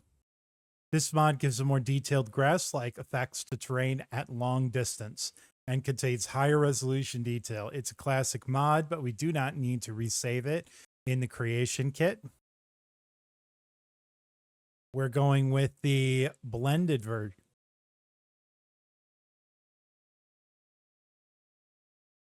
Click install. Okay. Done. Dying to load resources S3. All right, there's quite a bit to do with this mod here. So it's a set of simple tools based on Xedit, Xloadgen to automatically create a Skyrim mod based on the load order, which adds distant LOD for objects and trees to Skyrim. By combining Dying to Load with Xloadgen, users can create drastically enhanced static objects and the new optional dynamic distant object LOD. This mod is not completely installed until the executables have been run in the final sections of the guide. Use whatever the latest version is that is available. There's a faux mod we're going to install. So we're going to use that. And then here it says, idiot check. Make sure you have set up Dying to Load as per the prerequisites guide, which we did. Also make sure you are using the SE version of the mod.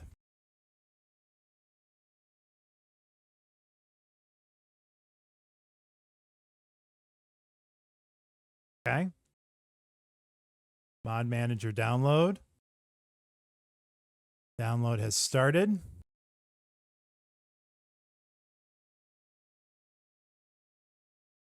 Core files and that. So we're going to install.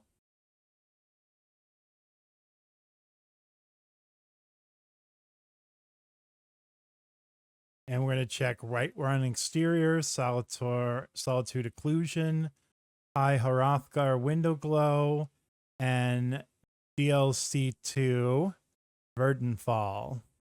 We're not going to click this. And we're going to click desync birds of prey. And we're not going to add a holy cow to worship.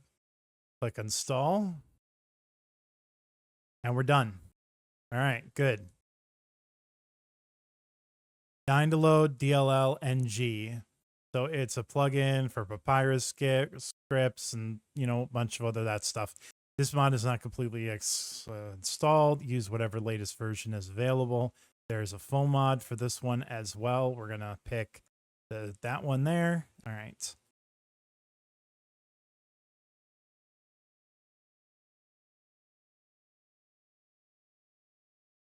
Install. Correct. Done.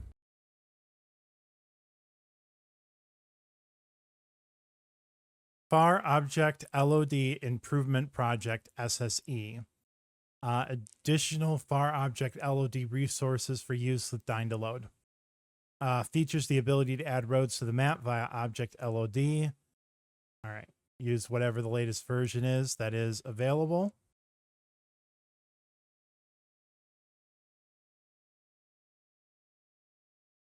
Install. Check. Done. LOD Unloading Bug Fix. Fixes the bug where LOD objects don't unload if you load an exterior save and fast travel.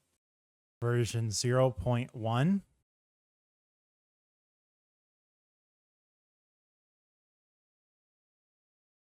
Install. Done. All right. New lands and quests. All right. Here's where we start getting into some of the exciting stuff. So we have, in addition to the normal huge area of the game that comes in vanilla Skyrim, we are going to add some additional big sections. We're going to start with Falskar. Falskar is a new lands mod that adds an entirely new world space to the world. It's accessed by a dungeon the first time, then by boat from then on out. Falscar's goal was to act as a DLC, adding content in almost every area. There is a new land, places, people, quests, dungeons, and more for the player to experience. It adds roughly 20 hours of content and favors all types of characters. So we are going to be using the Cathedral Assets Optimizer, as well as extracting the BSA. So let's start by downloading this version 2.2. We'll take a look at these pictures in a second while it's downloading, because it's 500 megabytes, so it'll take a minute. So Mod Manager download, the download has started. And it's going to take, okay, about a minute. Take a look at a couple of these pictures while we're waiting.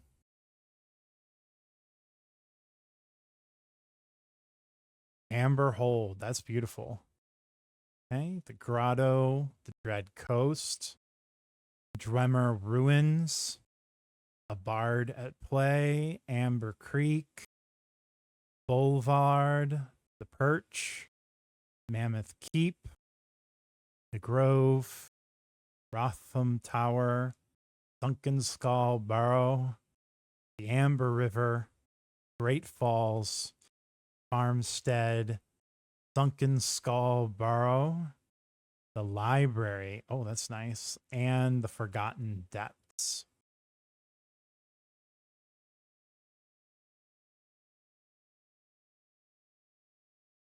Entirely new land of Time Morale, roughly the size of 2 to 3 Skyrim holds, 20 to 30 hours of gameplay, 26 quests, new items including new books, recipes, weapons, and armor, 2 new spells and a new shout, a bard with several unique new songs, a soundtrack containing 14 brand new tracks, and a fully voiced experience with professional voice actors. Wow. Okay. So we're going to install this first. So click install. And we're going to extract the BSA on this one. Yes. Yes. Okay.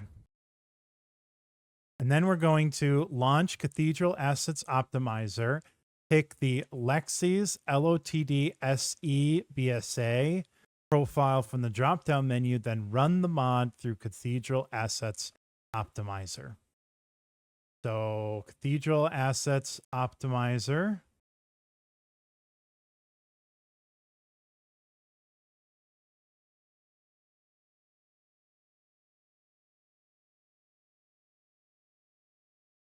Did we not add Cathedral Assets Optimizer to the tools?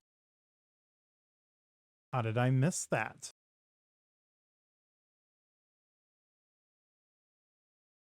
Okay, let's go back to the pre-installation instructions.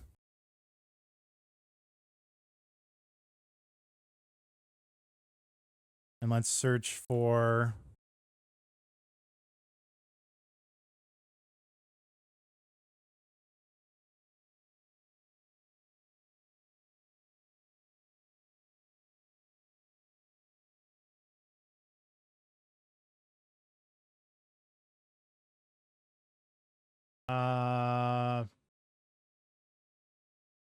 we need to find the instructions for loot.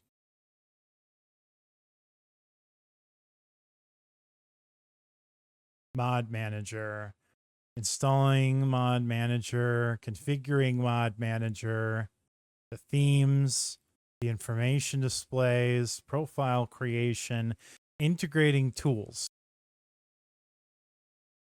So Rybash, Synthesis, Z-Edit, and Loot.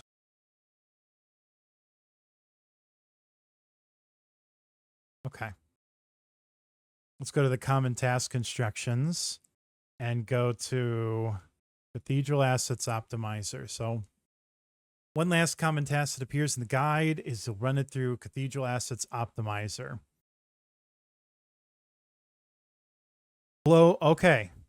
So I did not miss adding it to the loot menu, to Mod Organizer 2, because it's designed to be run outside of Mod Organizer. Do not minimize it, close it. So we're going to close Mod Organizer 2. We're going to launch cow from its executable inside the installation folder. So we're going to go to Mod Tools, Cathedral Assets Optimizer. We're going to open it up. Okay. And then look at the mod's special note instructions. It'll list a profile type to use in the CAO. Ensure you're using the correct profile. So the profile is LOTD SE BSA. LOTD SE BSA. Okay. And then we're going to open directory, navigate to the folder containing the mod that requires conversion. Select the folder. Open directory. We're going to go to Mod Tools, Mod Organizer 2, Mods, and then go down to F and click Select Folder. Yep. Click on the log button. This will show you what CAO will process.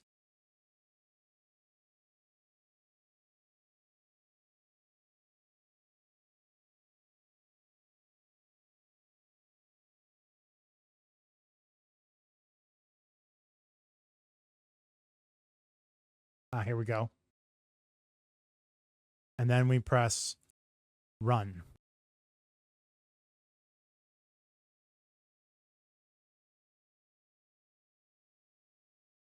Okay. So it's currently processing the files in Cathedral Assets Optimizer. 56% complete. And then it's packing the BSAs and then done.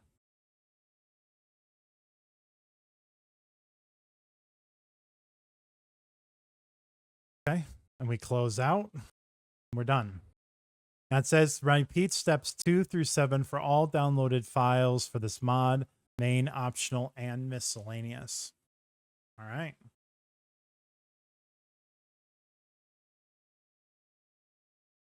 And then now we're done with that. So now we have Falscar add-ons and patches. This mod is a collection of tweaks, enhancements, and patches for Falscar. I'm going to open back up Mod Organizer 2.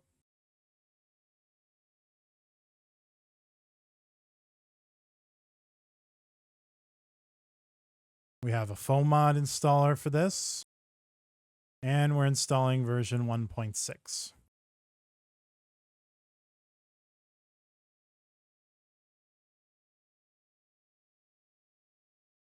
For nothing. And then these items here. All right. For nothing. And then we're going to install best location patch and unique region names add-on. And those are the only two we're going to select. We click OK, and we're done. Comprehensive Falscar fixes. So Falscar is a defining DLC size, been around for years, a wonderful mod that unfortunately no longer receives updates and has had many replicatable bugs reported through the years. This mod rebuilds all the quests and scripts from the ground up to improve stability. We're going to download 1.4.0.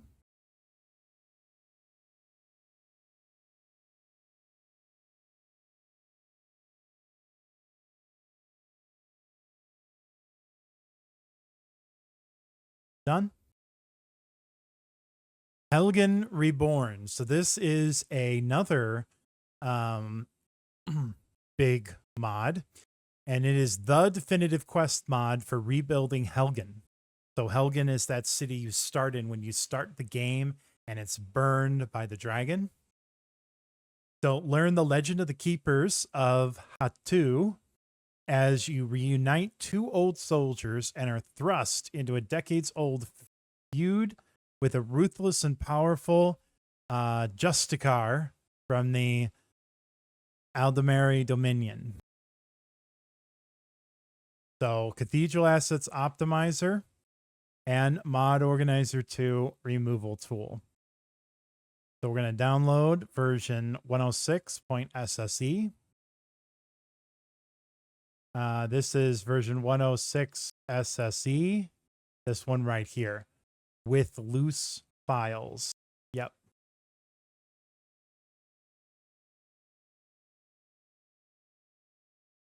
All right. Now, I believe with this mod as well, you end up getting to rebuild Helgen. After it's been destroyed, you get to rebuild it from the ground up, and ends up being its own kind of location. So the first thing we're going to do is we're going to install it. Done. Next, we're going to delete the following files and folders. So we're going to copy this. We are going to open up the Mod Organizer 2 removal tool. Helgen Reborn is already selected. We're going to paste what we're going to be deleting. Click Run. It's telling us everything it's going to delete. Remove all. Done.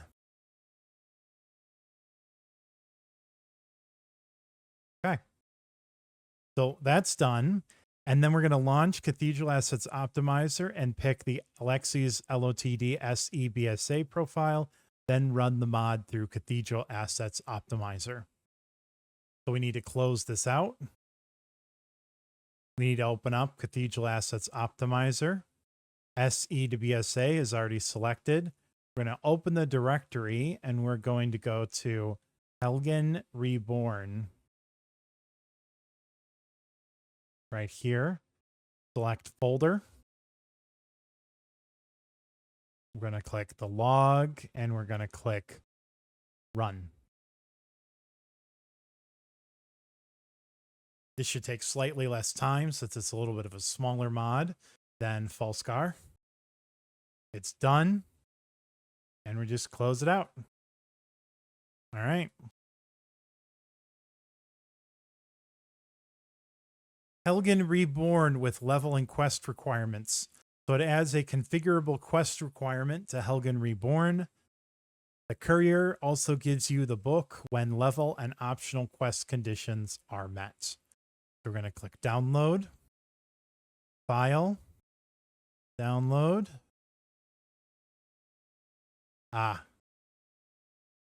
It opened it back up, installed, click check, done.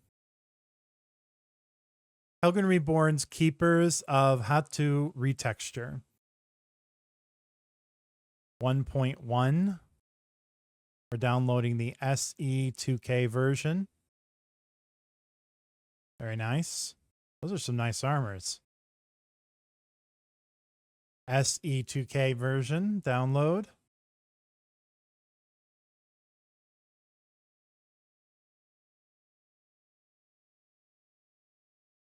Done. Accoutrements.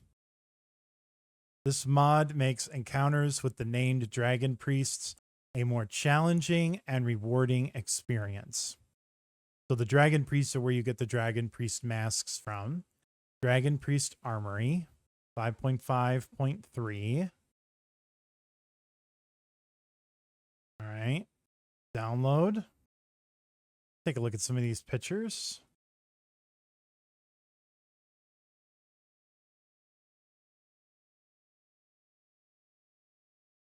Some unique skins. All right. So we're going to run it through Cathedral Assets Optimizer afterwards. So install. Done. Whoops. Close out. We're going to open up Cow. We're going to go to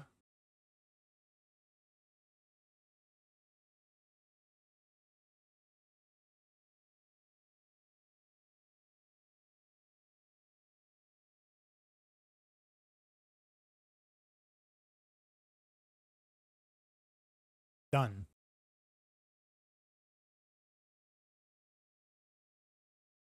All right, and then Conharix.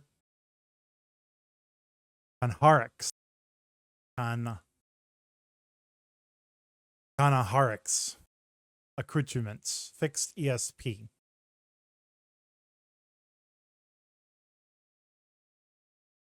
Version 1.0.1. Install.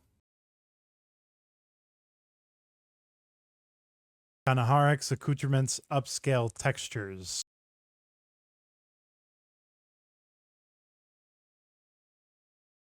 All right, and this one is 1 gigabyte. Why is this file so big? Dear friend, if the original is 110 megabytes and upscale is 4 times, okay. What does this look like? Oh, that's definitely upscaled. Yeah. Oh, man, look at the difference between those two.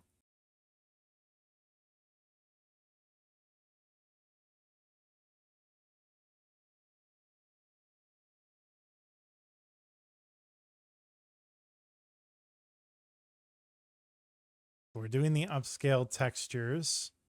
Currently downloading now. It'll be about 1 minute and it's done.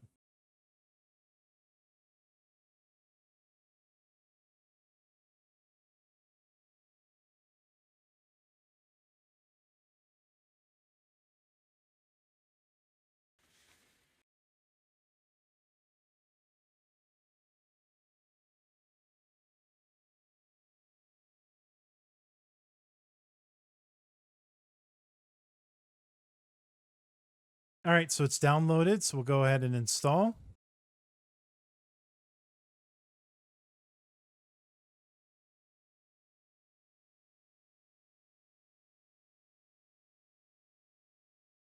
Adjuration affects acolytes.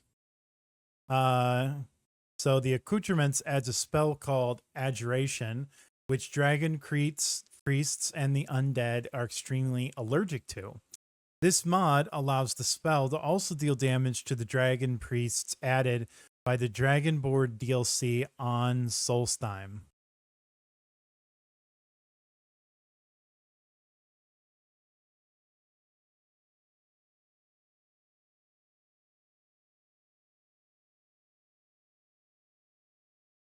Okay, so we're going to install this. Click check, done. Moon and Star. So this is the next big one we're doing. It's a mysterious and powerful criminal that has been spotted in Skyrim, his trail dogged by hunters from Morrowind. However, there may be more at stake than it seems, and this criminal may be more familiar. So we're going to use Cathedral Assets Optimizer, and we're going to extract the BSA. So let's go ahead and click download. We're going to download the mod. This is not a super huge mod. It's 55 megabytes. So it's done already. We're going to install Moon and Star. We're going to extract the BSA and click OK. Well, let's take a look real quick at Moon and Star. So I love this mod. It's a really exciting quest. It's got a lot of fantastic, unique locations there. Yeah. Very unique mod. It's not a long mod. It's maybe like 5 hours of content, but it is quality for what it is. Launch Cathedral Assets Optimizer, click SE BSA profile, run the mod through, and then delete the following files and or folders. Okay. So we're going to close this out. We're going to load cow.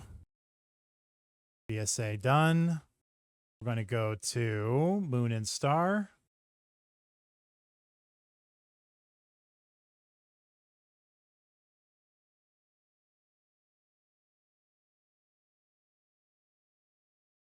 Run.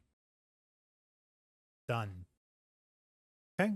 And then we're going to delete the following files and or folders. It's interesting they didn't include that in the little markers there. Mod Organizer 2, Moon and Star, run. Will be hidden. Remove all. Close. Okay. Moon and Star Replacer. This cleans up and fixes Moon and Star.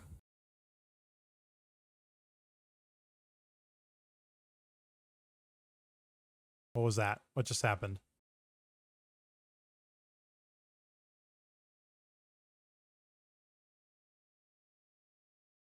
Oh. So this was downloaded from the website itself. It's going to download right into your browser. So in this case, what we're going to do is we're going to click install a new mod from an archive. Moon and Star Replacer, open Moon and Star. Rune and Star Replacer. Click OK. Done. Better Moon and Star Nav Mesh. So it's a great quest mod that's been around forever. The Nav Mesh, though, very bad and actively broken in many places. And this patch finally fixes the Nav Mesh.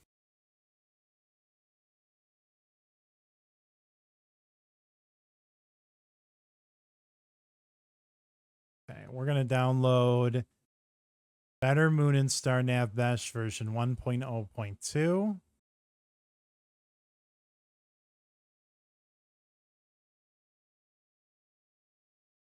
We're going to install. And then we're also installing this optional file, USSEP 3D NPC patch.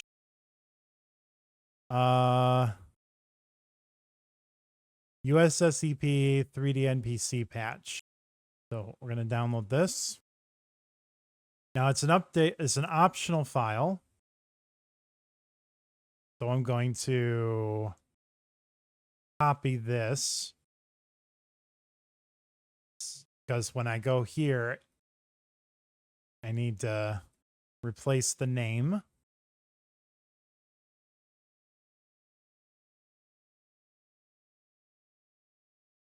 Done. All right. So the next big mod is Moonpath to Elsewhere. Moonpath to Elsewhere SSE. This mod adds the DLC size quest set in the land of Elsewhere.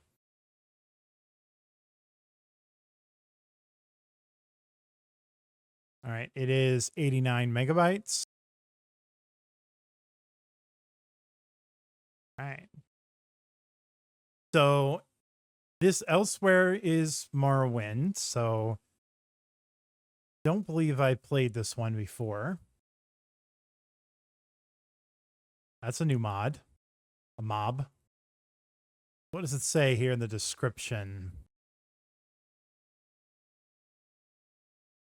It is one of the first quest mods ever released for Skyrim. It goes back to before the original creation kit was even released.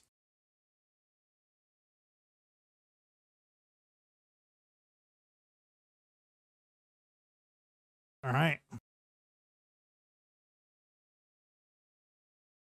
We're going to extract the BSA and we're going to load Cathedral Assets Optimizer. Install. Extract the BSA. Yes, yes. We're going to close this out. We're going to go to, whoops. We're going to go to Cathedral Assets Optimizer, SEBSA, Open Directory, Moonpath.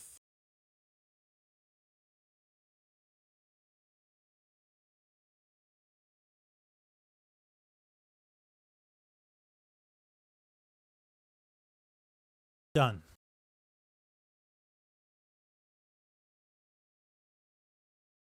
Unofficial Moonpath to Elsewhere patch. Version 1.5.0. Install. Check, done. Moonpath to elsewhere, retexture SE. There's 2 files to download here for this one. We have this one here. And we're going to download the sigil on the shoulder as well.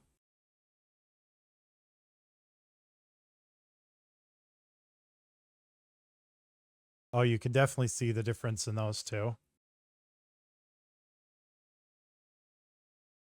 And here's the sigil on the shoulder. All right. Moonpath to elsewhere, retexture. Okay. And then we're also downloading the sigil on shoulder.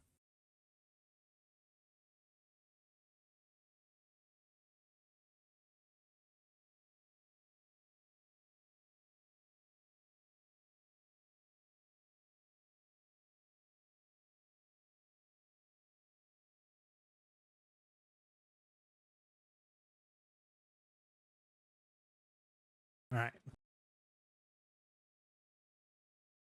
Moonpath to elsewhere, hyena replacer. This replaces the hyena with a new model. I'm going to assume the old model was maybe not as high quality. Click install, hyena replacer, done. Moonpath to elsewhere, SSE music. Okay. 2 files to download for this one. I'm going to download this. And we're going to download the INIs.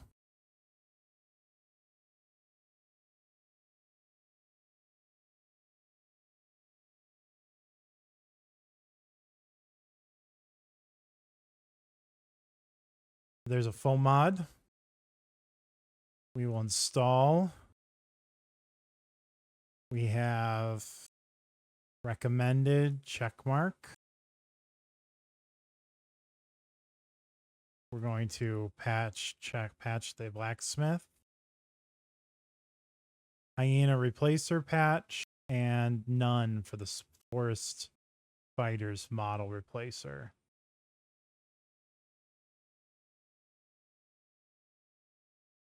And the BSA is not being unpacked.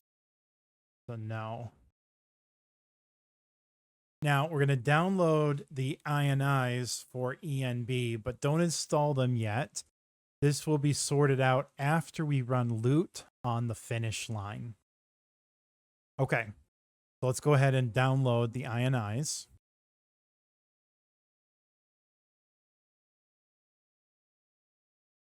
All right. So I manually downloaded the INIs, but we're just going to leave it in there for now. And we're going to go forward. Teldrin Sirius.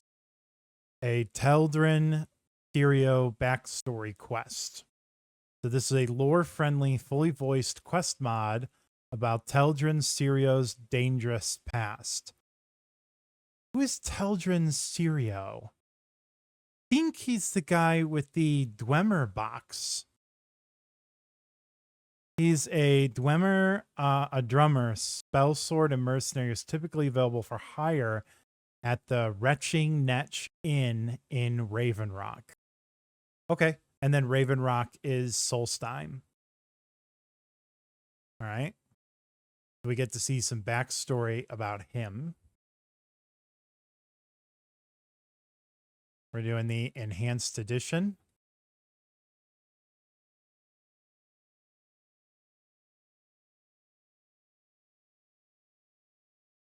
Click install. Done.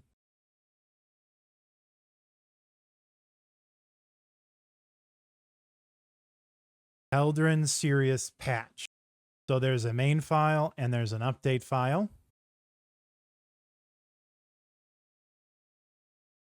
So here's the main file. Download has started.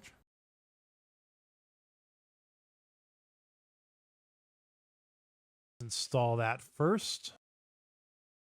And then there's a Daedric Shines Azora patch.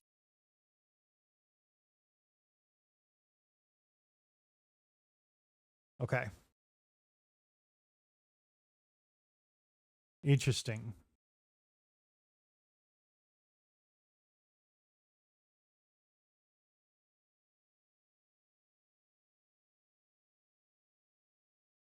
Oh. Okay. The Bane package installer.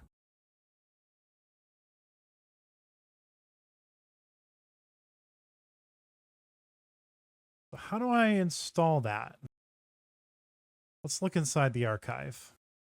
See what's going on in there.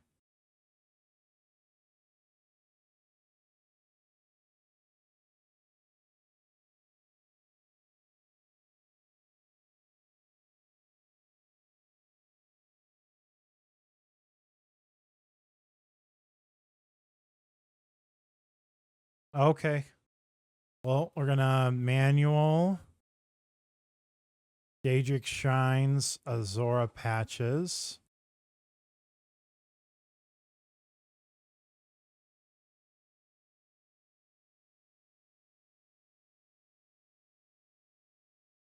This is a little different, so I'm going to follow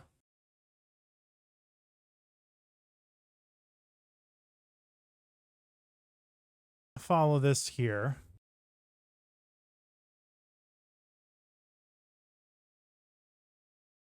Because normally with an update, we would install it directly over top.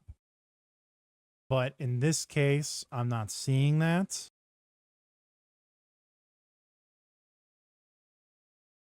I'm going to rename it exactly what Lexy named it.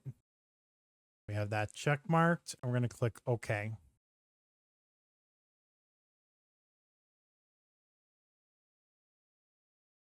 All right.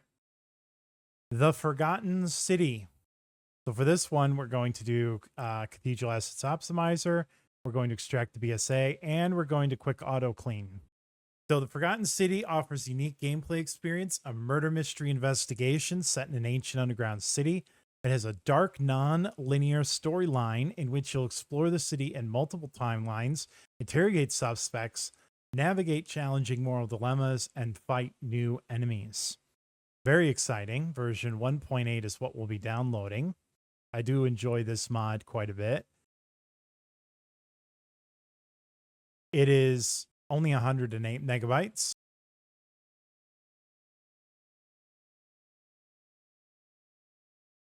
See if there's a couple of some videos if you want to watch those. It features a beautiful, intricately detailed new city to explore, a living community of people, a non-linear story with several different endings, challenging moral dilemmas, puzzles that reward lateral thinking, 18 voice actors, and new music. Okay, extract the BSA. So that's the first thing we're going to do. So we're going to install. We're going to extract the BSA. Done. Next, we're going to launch Cathedral Assets Optimizer. So we close out of this. We go to Cathedral Assets Optimizer. We're going to open Forgotten City. F.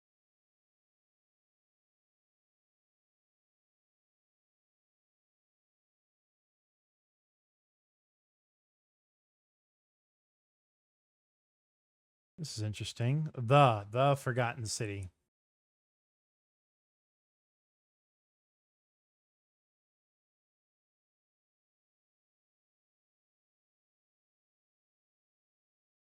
Okay, done.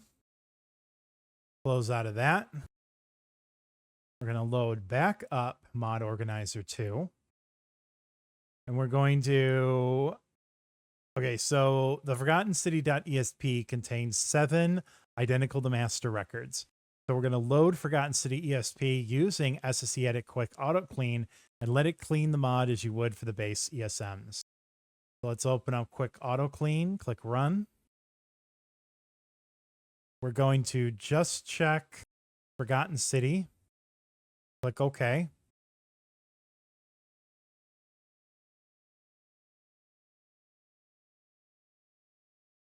And it says quick auto clean finished.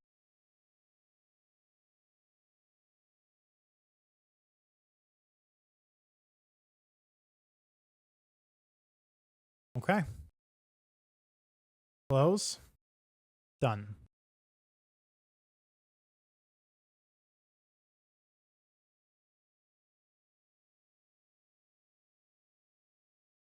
Try that one more time. Just double check.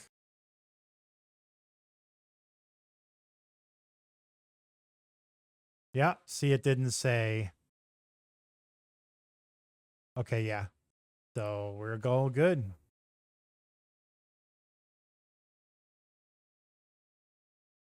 Forgotten City Music Fixer. So this mod fixes the infamous bug with the Forgotten City that causes the music to continue playing after finishing the mod.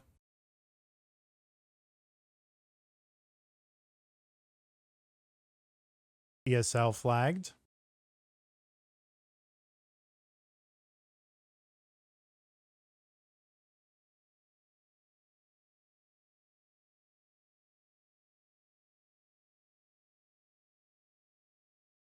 The Forgotten City Decree of the Arbiter spell music fix. So it's a music fixer for the Degree of the Arbiter spell. I love the power, but the music keeps on going. Download this one.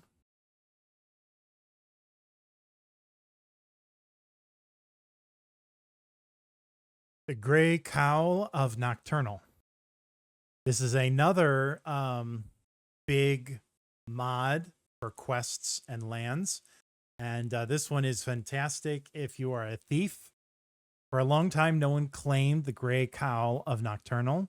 The last one was the Champion of Cyrodiil at the end in days of the Third Era.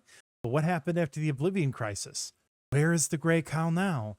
You're a thief, and during stealing and pickpocketing items surrounding the world, a vision appears in front of you. The Gray Cowl is calling. The big journey has started. Where will you go now? Many places are awaiting you. Legendary places, mysterious places, ancient places that need to be cleaned up from the sands of time. Gray Cowl wants you. All right. Let's take a look at some of these pictures while it's downloading. Got a very nice desert theme to it. Very clean. Wow. Look at that. It's beautiful.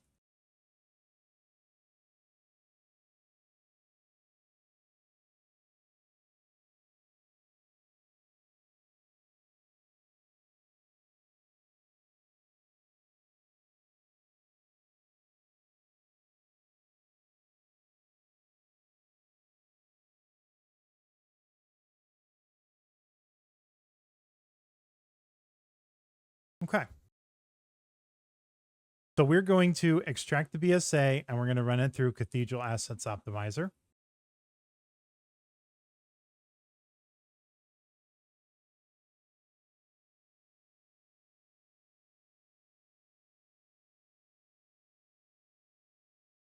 Open up Cathedral Assets Optimizer, open directory, the Gray Cowl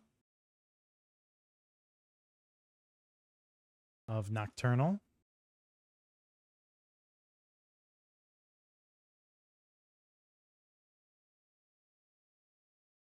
And we're done.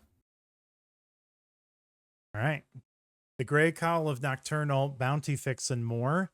So it fixes the bounty problem, adds a separate Gray Fox bounty, merge player and Gray Fox bounty if a guard spots you while you equip remove the cowl. So the reward for this mod is a special item that you can wear, a cowl.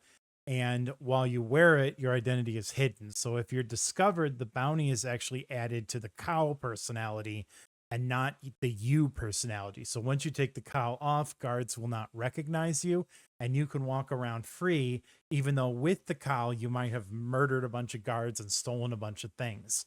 It kind of separates the bounties into two different systems. So we're going to install this bug fix here so that it handles all that correctly.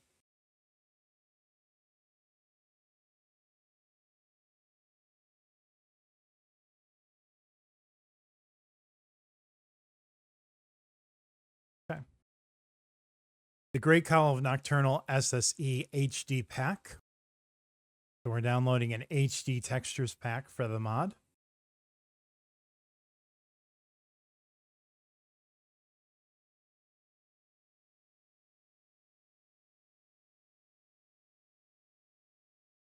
This one's half a gig, so it'll take about 30 seconds.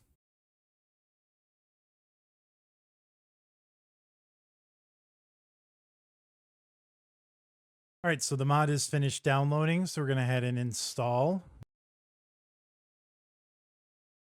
Now we have an HD version of the Grey Cowl of Nocturnal. Grey Cowl of Nocturnal, a liquor flora overhaul, additional desert flora for the mod. Oh, that's really nice. I'm going to take a quick look at that.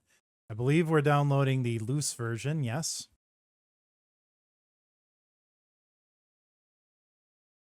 Okay, so an oasis with some nice lily pads in the water, some nice palm trees. This adds something to the mod for sure. All right, go ahead and install. Check, done. The Grey Cowl of Nocturnal SE add-ons and patches. This mod is a collection of tweaks, enhancements, and patches for the Grey Cowl of Nocturnal. We are going to end up using Zmerge on this one, but we're not going to do that right now. There is a full mod for this. So version 1.3 is what we'll be downloading. Version 1.3.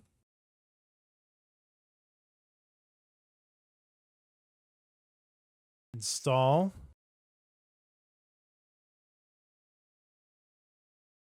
And we're just going to do Unofficial Skyrim Special Edition patch and the delayed start patch. We're not going to click anything else. We click install. Done. All right. And I am going to triple check here. I'm going to open up the common task instructions. And where it says Zmerge, mods whose ESPs will be merged later using Zmerge to reduce the overall ESP count. Remember, I said that you can only have 255 ESPs. So we're going to be merging a bunch of ESPs together. And that's one of the ones we'll be merging. But again, we will do that during the merge page, not currently. The Grey Cowl of Nocturnal various patches, GCON, Tamriel Landscape Fix. Provides various patches related to the Grey Cowl of Nocturnal.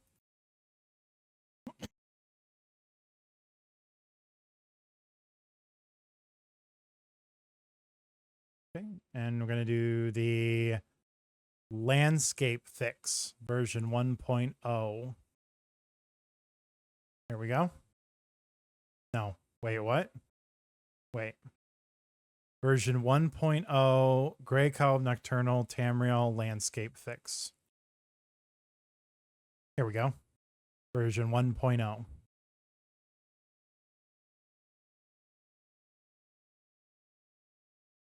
Install. Check, done.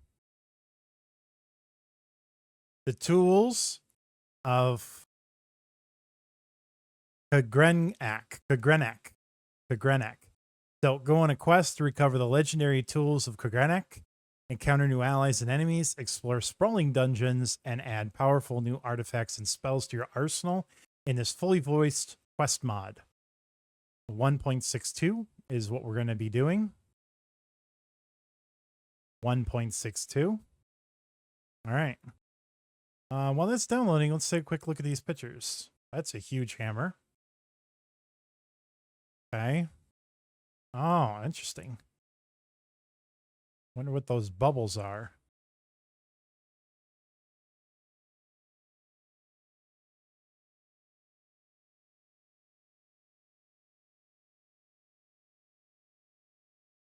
All right. See if it says anything here as well about start installation FAQ. Okay, there's a bunch of hints on how to solve the puzzles. Okay. And we're just going to straight up install this. No, we're not going to extract. Check, done. Worm's Tooth. We're going to do CAO and extract the BSA. This is a new quest that takes the Dragonborn to the Isle of Worm's Tooth, situated north of Solitude across the Sea of Ghosts.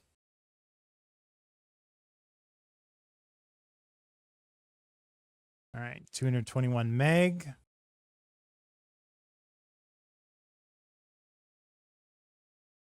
It started downloading. Take a look at these pictures.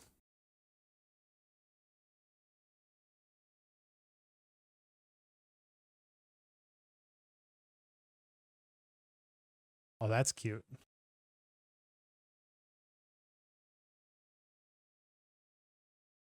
The Sea of Ghosts. Okay. Very nice.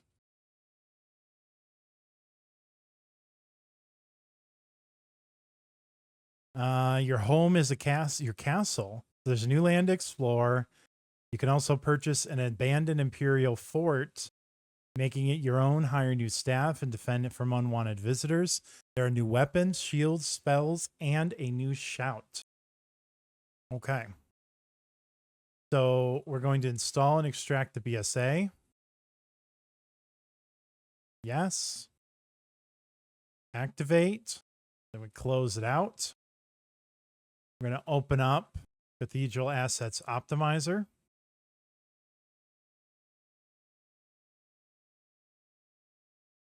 We're going to go to Worm's Tooth.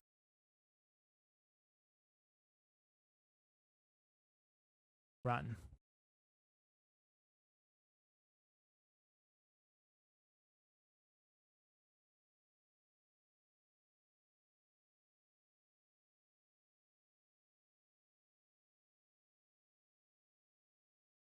So Worm's Tooth Creation Club ingredient patches.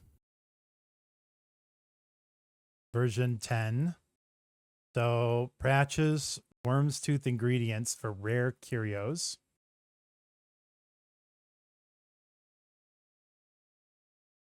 Rare curios ingredients patch.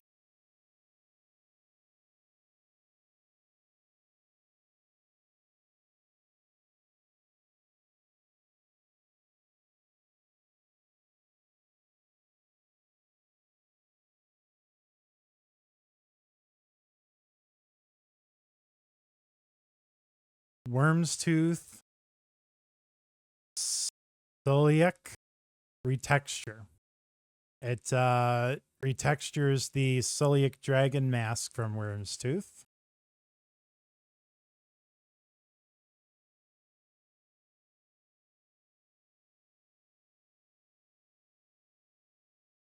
Install. Done. And then finally, Joseph Russell's writing patches, a collection of patches to address text issues in the top quest and new lands mods on the Nexus, such as Fall Scar and the Grey Cowl of Nocturnal. Content includes typo fixes, grammar improvements, and even entirely rewritten journal entries and in-game books. We're going to download Fall Scar and the Grey Cowl. Okay, so here we go.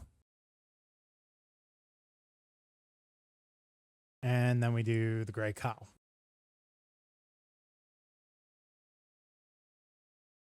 Okay. That's it. Install those.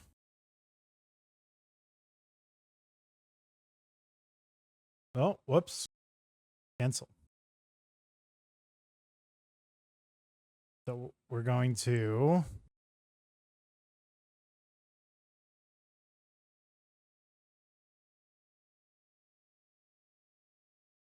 rename this.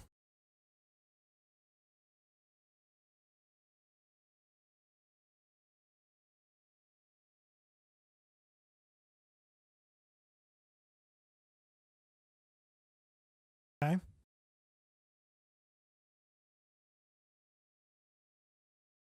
And then the Gray Call of Nocturnal, install. We're going to name this one right here.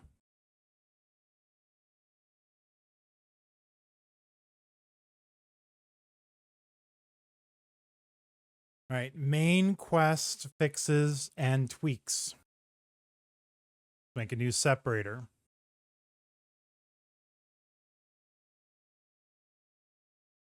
Okay. All right, so our first mod for the main quest fixes and tweaks section is going to be even better quest objectives. This mod enhances the quest descriptions in the vanilla game so that the player has a clear sense of where they are supposed to go and what they are supposed to do besides looking at the quest markers. We have two full mods. So we are going to download the first main file first. Okay, so we're going to download this.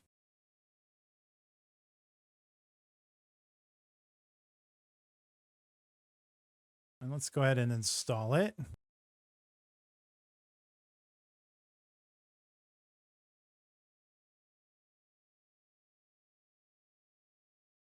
We have EBQO with USSEP and no selection for Dark Brotherhood. On the next one, we're going to do none, and then we're going to do Parthenax quest expansion. And then the next one, we're going to check on alternate start, live another life.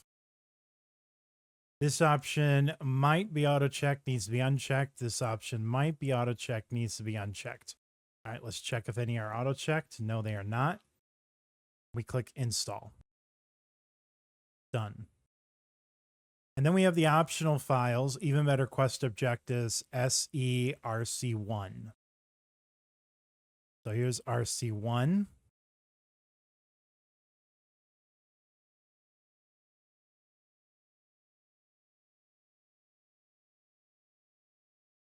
We're going to install.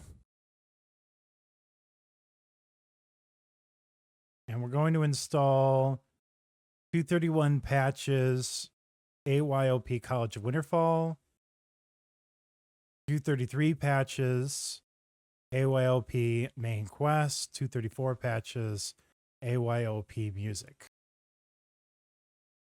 So 231 patches, College of Winterfall, College of Winterholm, 231 patches, 233 patches, Main Quest, and 234 patches, Miscellaneous. And then click OK. And this is optional files, so we needed to actually change.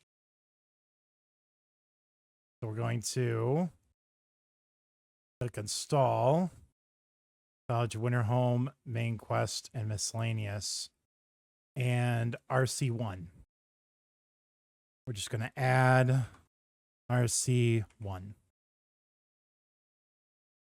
Okay. There we go.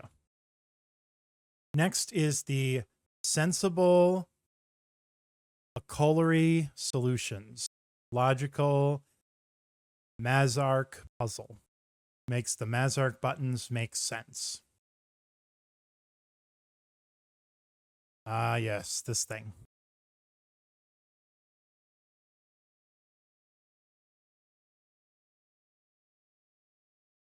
Install. Done. The choice is yours. Stop random greetings, comments, and rumors from triggering quests, as well as having forced encounters with NPCs automatically trigger the start of a quest. Now these quests won't be activated until the player decides to pursue them. Rumors and gossip are just that, rumors and gossip. Some are worth investigating further, others are not.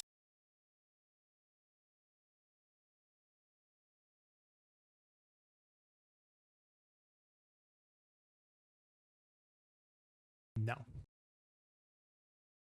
And then finally, Parthenak's quest expansion. So a fully voiced, quite expanded new take on the quest Parthenaks, giving both the Blades and Parthenaks good reasons for their stances, and you, Dragonborn, the final choice. So do you kill Parthenaks or do you let him live? I personally have never killed Parthenaks before. I can't imagine anyone who would choose to do that. That is just truly awful. All right. We only have a couple more sections left in this page here. We have the miscellaneous side quest fixes and tweaks. Create separator. All right. Oh my God, I'm not going to even try on that one. Harder quests. This mod changes several quests, giving them higher requirements for objectives to be fulfilled. And we're going to go with no easy bloodkin. There we go.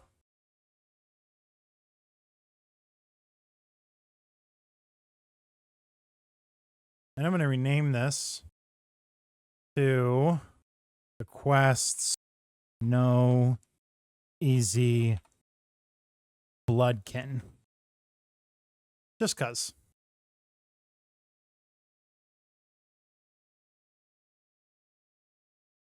Blood on the Ice Redux SE. This mod adds a pair of previous steps to the quest, so you can start looking for clues before Susanna the Wicked is killed and prevents any other marauders in the city.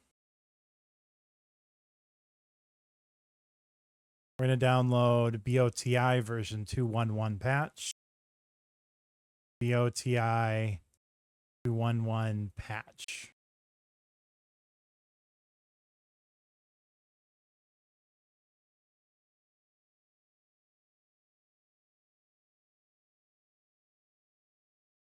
And we have Blood on the Ice Redux voiced ESPFE.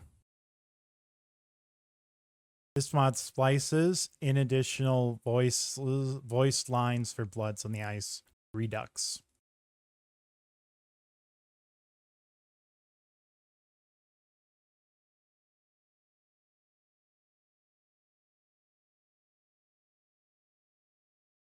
And that one is, whoops, checked.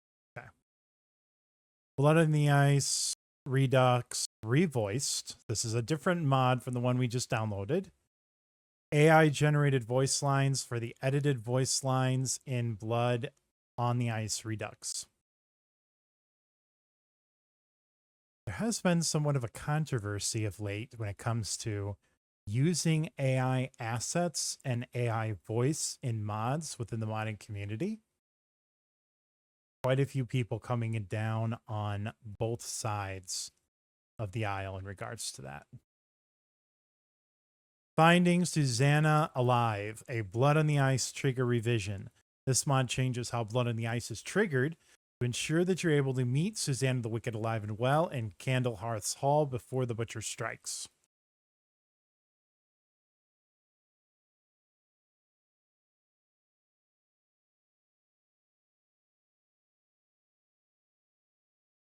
Oh, phone mod. Find Susanna. Okay, and then no changelog. Got it. Done, done, install. No.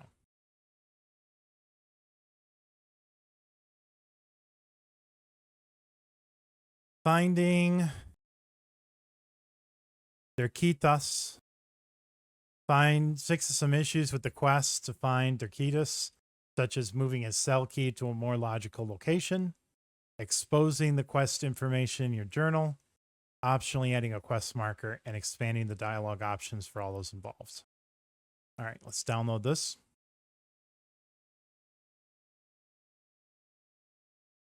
There is a full mod with 1 page. The only thing selected is even better quest objectives, which is the only thing selected.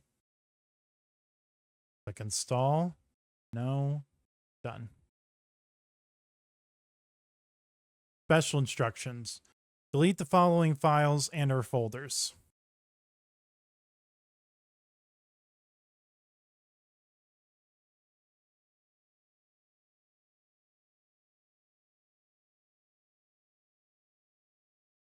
Okay.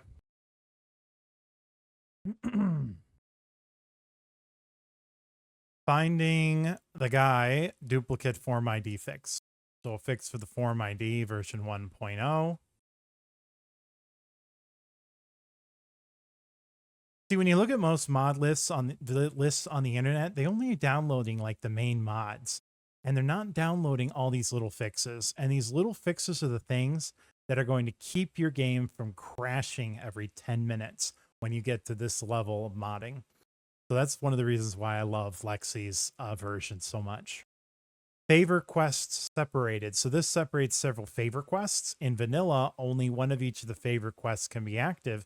This mod changes that. There's a main file and there's 3 optional files. So these are going to be 4 separate mods. First, we'll download the main mod. Favor quest separated. Let's install that.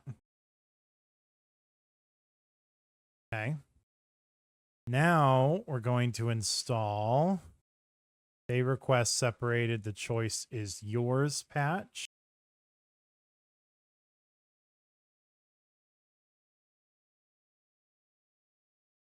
And I renamed it.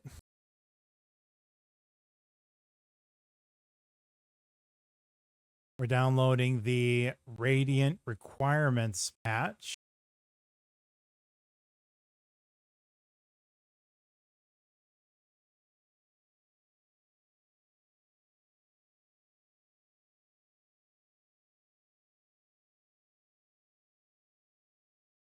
And we're downloading the USSEP patch.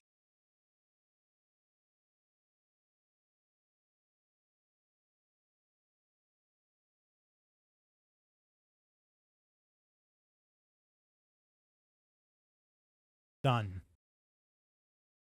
Okay. Next, we have Headhunter bounties redone. So the bounty quests expanded for bounties for bandits, forsworn, giants, and dragons. Like in The Witcher 3, bring trophies from your enemy to the Jarl as proof of the bounty, or deliver the captured bounties to a guard for justice. Support for missives, the notice board, AIGUD, and more. And there's a full mod for this one. We're going to download this.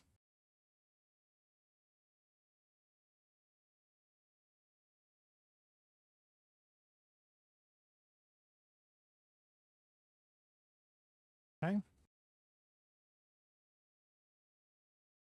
So introduction is done. Main file is checked. The next page. Leveled rewards is not done. None. Lawbringers checked. Bounty preview is not checked. And then for here, we're going to do Missives, Solstein, Worm's Tooth, and nothing for the notice board. No. Okay, Headhunter's done. Next is Nilheim Miscellaneous Quest expansion. Fixes some issues with the Miscellaneous Quest at Nilheim and gives a bit more flexibility to your encounter with the good old Telrav, adding a couple of additional dialogue choices and options for role-playing. I think I just downloaded the wrong one. Quest expansion versus 1.13.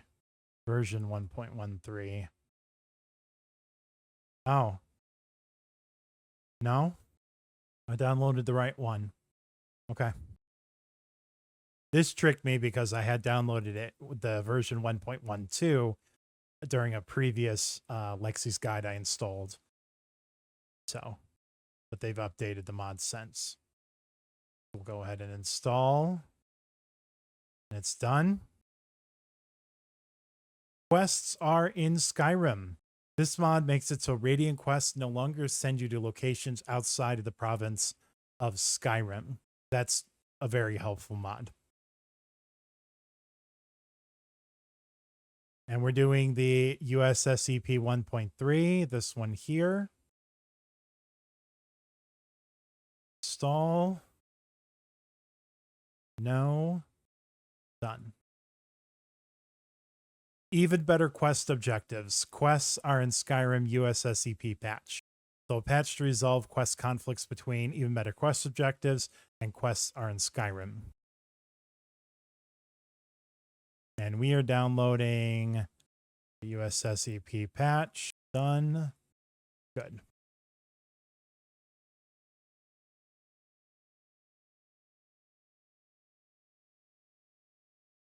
Radiant requirements MCM. So this modifies selected Radiant quests so that they don't send you to locations with dangerous enemies until your level's high enough. Configurable by MCM. So this one here, when we're done installing all these mods, we are going to load up Skyrim. And whenever we start a new game, we're going to be doing a bunch of option selections in the MCM to set up the game correctly and kind of adjust all these mods. And this one is definitely one where changes will be made. You can see, for an example, this tells you what the minimum level is on some of these quests here. And we're going to have to change some of these because we're changing how leveling happens. So the defaults don't work all the time. Radiant requirements MCM is done. Timing is everything SE is the last one in this section. And this allows you to customize the starting conditions for various quests. You could choose to delay the start of Dragonborn, Dawnguard, Hearthfire quests, as well as other quest events. So timing is everything is also one where we're going to be going through and, you know, when does, for example, when the minimum days between attacks for Dawnguard, when does the random attacks by vampire hunters trigger? Miscellaneous quests, werewolf encounters, how often do they happen? Things of that nature. All right, timing, everything is everything.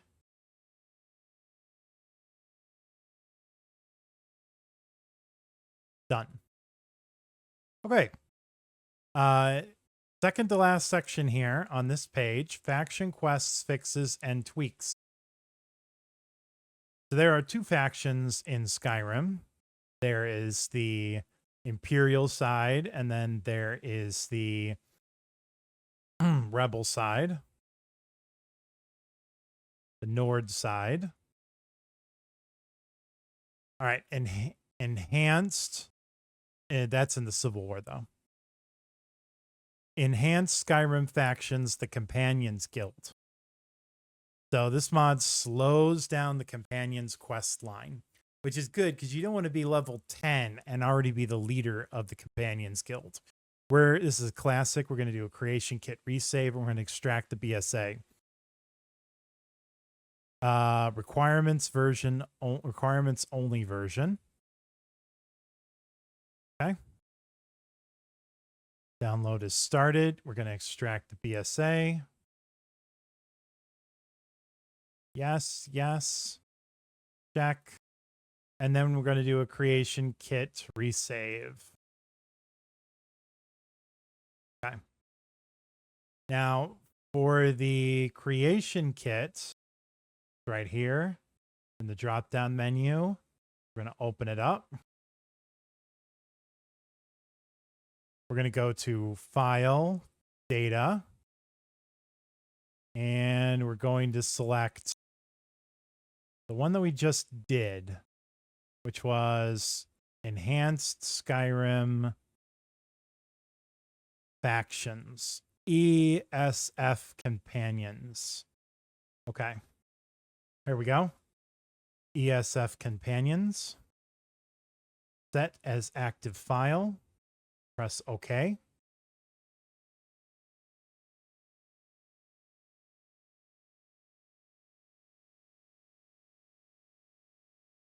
And then all we need to do is click save, saving done, and we close out.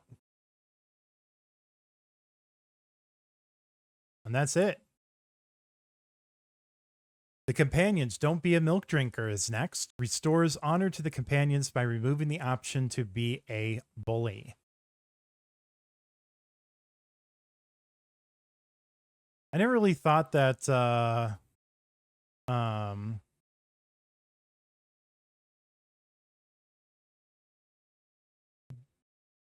fighting them was really the right way to go when it comes to the companions.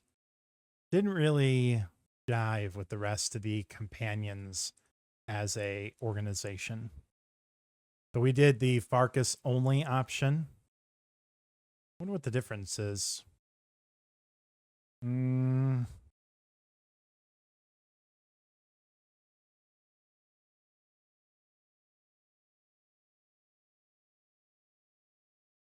Okay. Did we install it? Yes, we did. Immersive College NPCs. So this one uses the Cathedral Assets Optimizer and extract the BSA. So it has a foam mod as well. So we're going to go ahead and download this. This one adds students and guards to the College of Winterhold for added immersion. You ever played Skyrim before and you've noticed how empty the College of Winterhold can be? There's like no students, nobody rocking around, hardly at all. So I think that this is a really good mod to have. So we've got the foam mod right here. So let's go ahead and install it. And the foam mod says check, uncheck, standard, and nothing. Yes, we want to extract. Click OK. Then we're going to close out of that so that we can then launch Cathedral Assets Optimizer. We're going to use SE to BSA. We're going to open up Immersive College NPCs. A, B, C, D. Yes, I just started singing the alphabet to me. Log, run, done. Okay. We'll open this back up. We're at 188 mods now installed. We're like 1/10 maybe of the way there. Not even. All right. Obscures College of Winterhold. So this mod is an expansion and overhaul for the College of Winterhold, including 2 new towers, a reimagined Arcanium and Hall of the Elements, revised set dressing and clutter in many areas, and changes that appear over time. Door signs to assist with navigation, support for many other mods, and not a trace of hay. Make sure to uncheck the interesting NPCs, Legacy of the Dragonborn, Mystic Condenser, Snazzy Furniture, and Clutter Overhaul, and Tools of Kargranek patches in the format, as all of these are out of date and covered later on in the guide. Okay.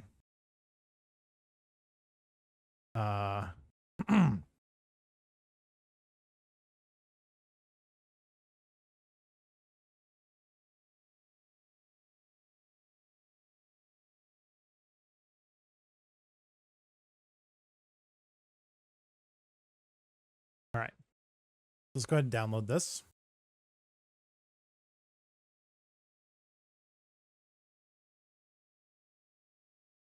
Version 1.6.1. Yep. Okay.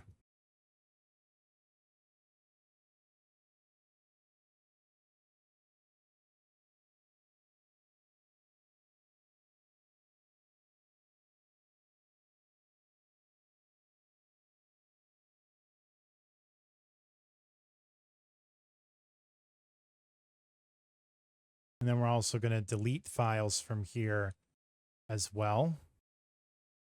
Okay. All right, so install. We got a foam mod. This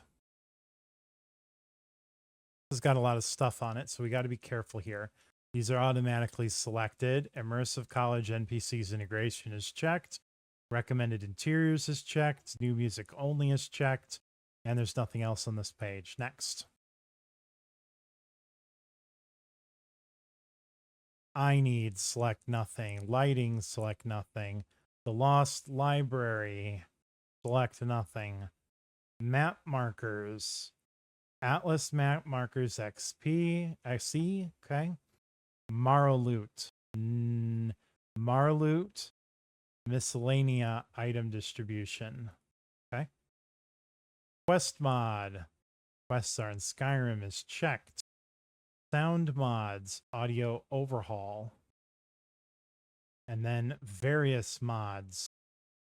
Artifacts, the Tournament to the 10 Bloods is checked. Bad Gremlins collection is checked. The accoutrements is checked. Yep.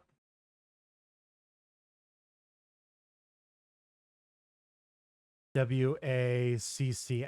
Oh, tools. Okay, so might be auto check needs to be unchecked. And then this one is checked. And this one is checked. Okay, next.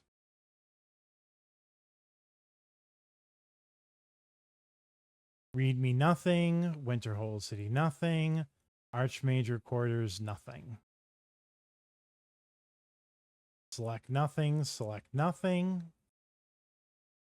And we're done. Are we extracting the BSA?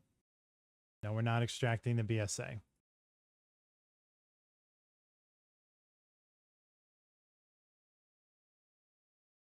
However, we are deleting this file.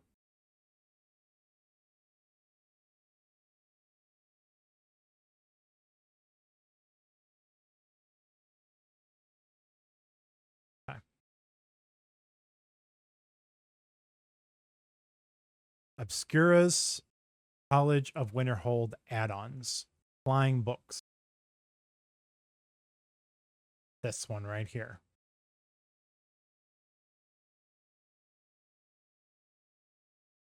We're going to install. I'm going to type in flying books. Okay. Obscura's College of Winterhold NPC stuck in a staircase fix.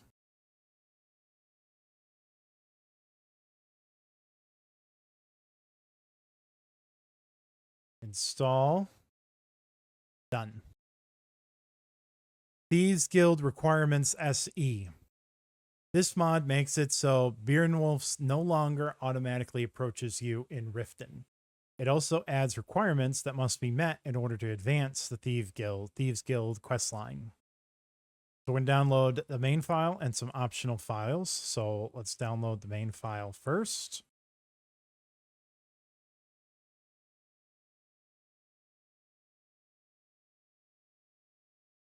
Okay, no, we don't want to extract the BSA. Since it's from the same page, we're going to want to copy this. Optional files taking care of business.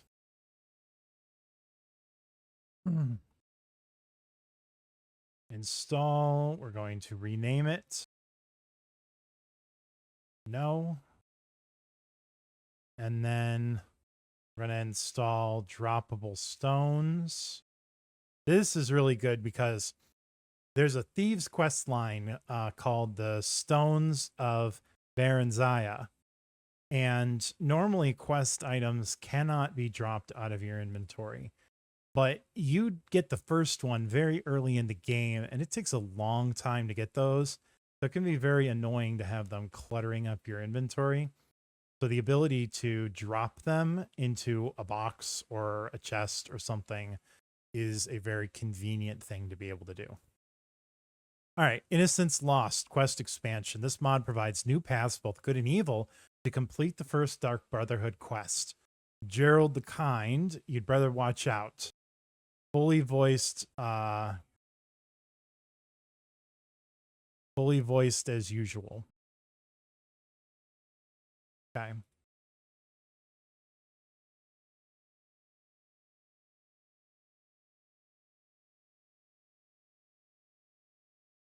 There's a FOMOD here.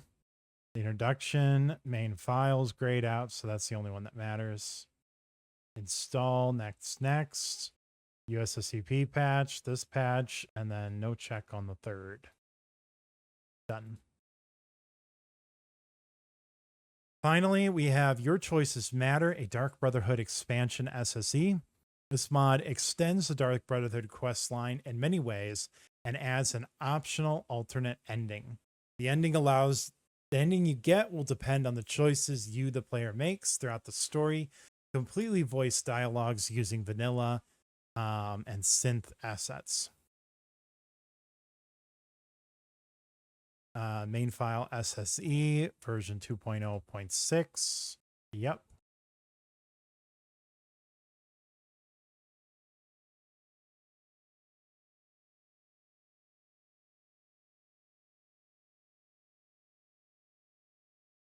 And that one is done. All right. Now we have the last section of page 1, Legacy of the Dragonborn. This is the namesake mod that this whole list is built upon. A lot of these mods that we're adding are specifically to enhance the enjoyment of Legacy of the Dragonborn. It is steeped in prophecy, myth, legend, and history itself. Explore forgotten lore and uncover the lost relics of the 7 Dragonborn of the bygone heirs of Tamriel. From those merely mentioned in the title to those who wielded the power of the voice, many legendary and influential people held the title Dragonborn, and they all link to the lost covenant of Akatosh. Legacy of the Dragonborn is a massive edition, and you know what? I'm going to start the download now. We can continue on with that in a second. Version 6.6.0. Okay. 3.3 gigabytes. Looks like it's only a manual download. All right, where were we? Legacy of the Dragonborn is a massive edition that will change the way you play Skyrim forever. Meet the curator, Arian Morales, at the Museum in Solitude, and he will guide you in your quest to gather the many relics of Tamriel's history, as well as provide a fully equipped player home and many, many more quests as usual. As you display relics, you'll unlock more history and lore as you encounter new challenges, meet new NPCs, and embark to establish your own guild, the Explorer Society. Aim to explore and discover lost places, artifacts, and history, build the guild house from the ground up as the guild master, and then recruit new members, each with their own unique backstories and special guild functions. Explore ruins, excavate relic fragments to reassemble into artifacts to display in the museum. Set up a guild store with the quartermaster, and much more.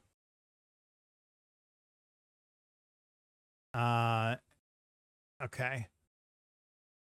So there's a whole bunch of information here on everything that you've got in the mod. There is a full guide that you can look at. And this, I mean, it talks about installation. It talks about updating. It talks about playing it. General troubleshooting guide. There's a whole bunch of stuff there. Take a look at some of these pictures. So this is the entrance hall. And our Skyrim is going to look a lot different than this. It's going to look a lot better than this from a texture standpoint. This is the library where we can store all of our books. The bookshelves start empty, and then they grow and grow as you find more and more books and put them in the library. And there's other mods we have that tell you whether you've picked up a book or not already, so you don't have to constantly be picking up all the books. This is the rotunda at the beginning. This is outside, building it, inside. So these are the stands where we can display, I think these are all the dragon priests and their outfits. Some heads of people. Display cases for weapons. There is a unique display for every weapon in the game. This is some of the quest stuff that you're going to go through. Another display room. Entrance hall.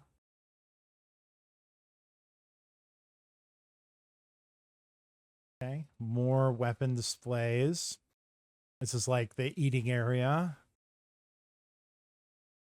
And this is a workshop area where you'll go to deposit all of your stuff. More of the library. The more rare books get displayed in cases. I'm still downloading, so we can still go through this. This is the library still. Yep. This is the hallway here with other displays as you discover things, pictures that you can collect and put up. This is the player house. So the player house is huge, and it's really the only one that I use typically when I'm playing a run. And this is the workshop area where you've got your forge, you've got your alchemy station and your enchanting station. Like the living room area. You've got your kitchen. As you put things away, it'll fill up the freezer automatically. Another shot. This is more of the kitchen. More of the living room area. This is the armory where you store your personal weapons. And then the upstairs section is you can upgrade these rooms in different ways. So you can make it a children's bedroom if you want to. You can make it into an additional armory. You can make it into quarters for your followers if you have that. This is the master bedroom with an offshoot bathtub and an arboretum. Yeah. So overall, a fantastic mod that's just chock full of stuff to do in the game. This is the entrance in Solitude as you walk up toward the palace. All right. And the mod is finally downloaded. So install a new mod from an archive, Legacy the Dragonborn, open, install.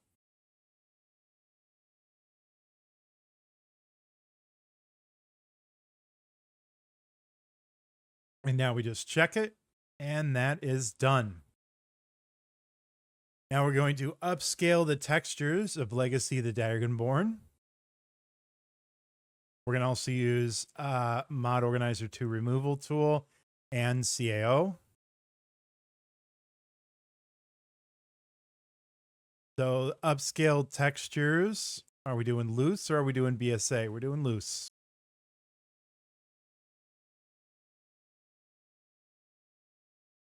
And this is a 3 gigabyte file, 3.5 gigabyte file. So it's going to take about 5 minutes to download. So I will see you back here again in 5 minutes.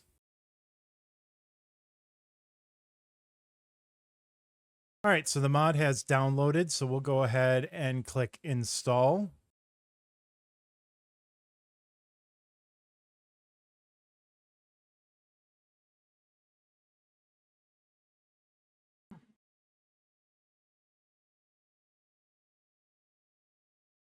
All right, and click the check mark. Two things we need to do is we need to delete this. Press copy. And then we go to Mod Organizer 2 Removal Tool. Click Run. Remove all. Close. And then we're going to launch Cathedral Assets Optimizer. So close this out. We open up Cathedral Assets Optimizer. No BSA. No BSA. We're going to open the directory and we're going to go to Mod Tools, Mod Organizer 2, Mods, and then Legacy Textures Upscaled. Legacy textures upscaled. Select folder, log, run. And this is complete. So we're going to click X. And that's done. We go ahead and open back up Mod Organizer 2, scroll all the way down to the bottom. And we move on to better Archund nav mesh for Legacy of the Dragonborn. The nav mesh in the second of the maze in the ruins of Archund do not match the map. This breaks clairvoyance, which makes this level much less painful. This corrects the nav mesh and fixes clairvoyance.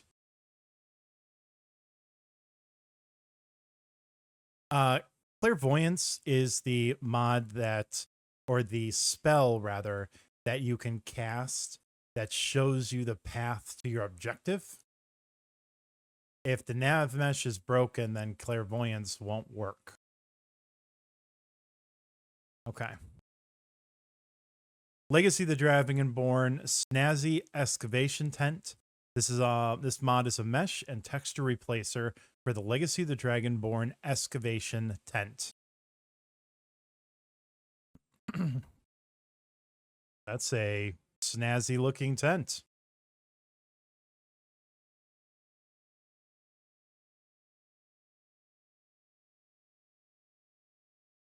Go ahead and click install.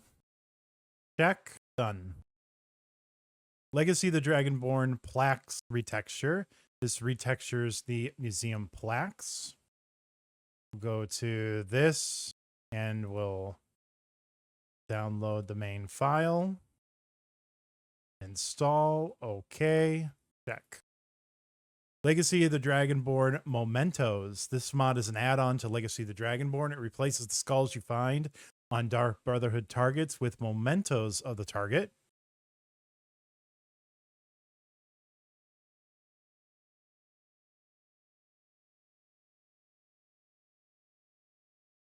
Install. Okay. Check.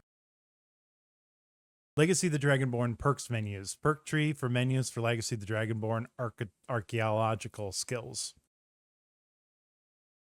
Yeah, so there's a perk tree specific to Legacy of the Dragonborn to help you with like the different skills you have. They are there's like academia, archaeology, and something else. Academia, excavation, and expedition. We'll go ahead and download this.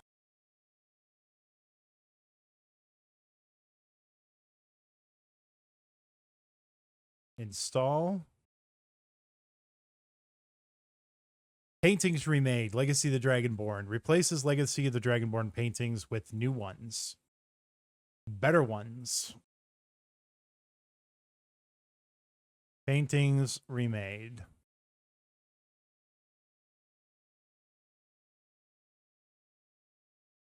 All right, it's downloaded. Press install. Done.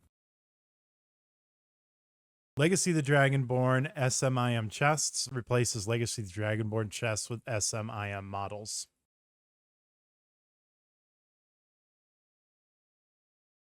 SMIM stands for something static meshes.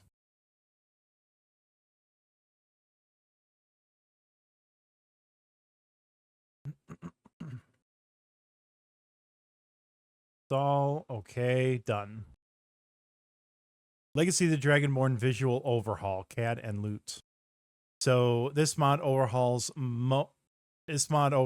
of most of the major NPCs from Legacy of the Dragonborn. So we're going to download a main file and we're going to update it ESP. So we'll overwrite the main file with the USB. So let's go ahead and main file.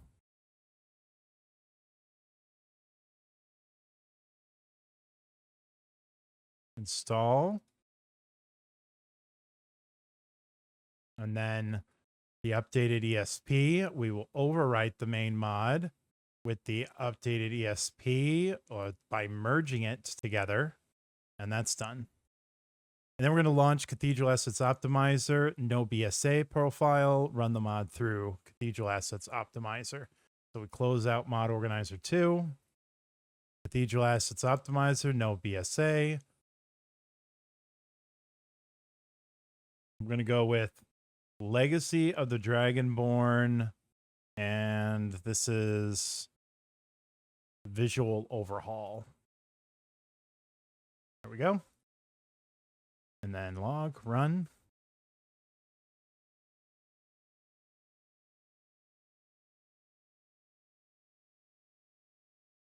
And we are done. All right. Fate cards remade, Legacy of the Dragonborn. So it makes each Fate card unique with cool artwork. So there are Fate cards that you can collect, as you can see here.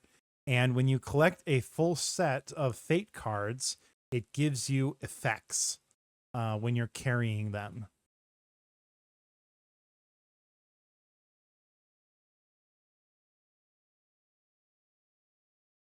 Install, okay.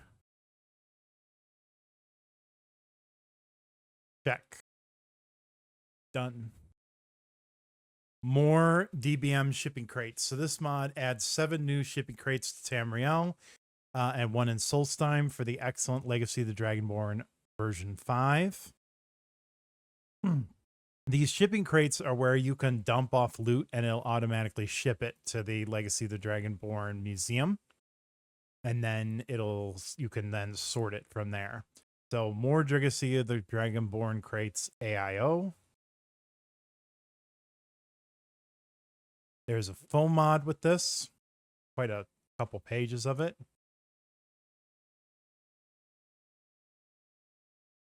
So we're going to check Dragonborn, Fort Dawnguard, Kenneth Grove, Riverwood, Workstead, Winterhold.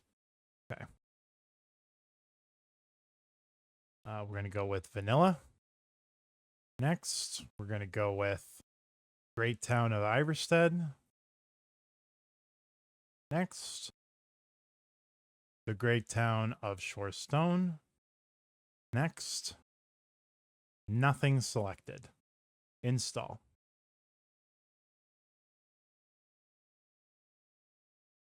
Legacy of the Dragonborn Museum Shipment Crates patch and even more crates for mods.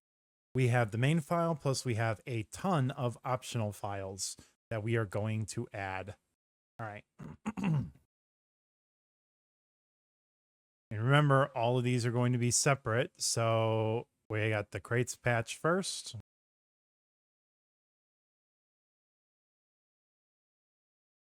Install. We're going to do Falscar.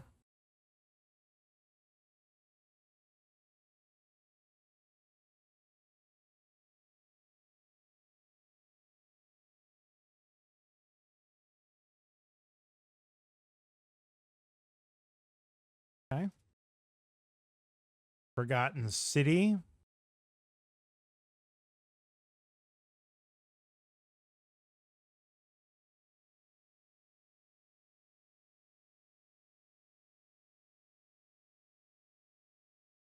Okay. We're going to do Moon and Star.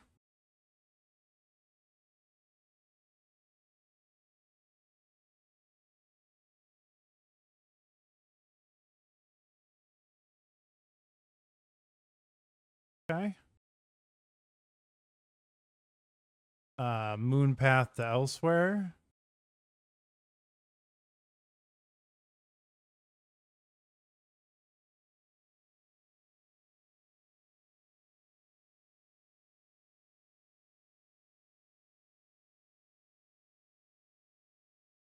We're going to do the Great Cowl of Nocturnal.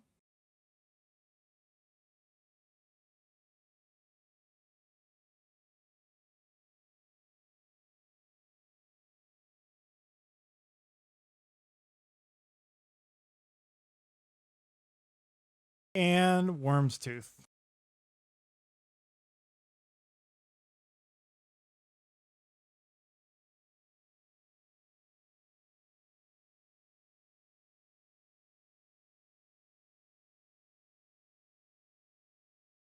All right.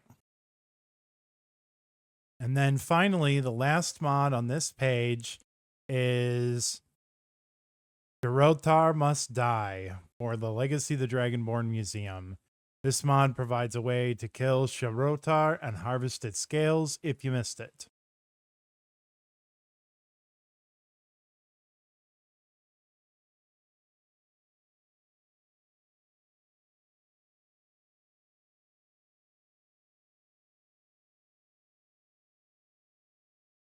Okay. And that brings us to the end of the first mod page of mods. We still have 5 more to go. And we're going to start the next video with mod installation part 2. Before we do that though, something that I like to do after I finish each page, I just want to make sure that all of the mods are checked on the left-hand pane. So I'm going to scroll down and make sure that I didn't miss checking any off.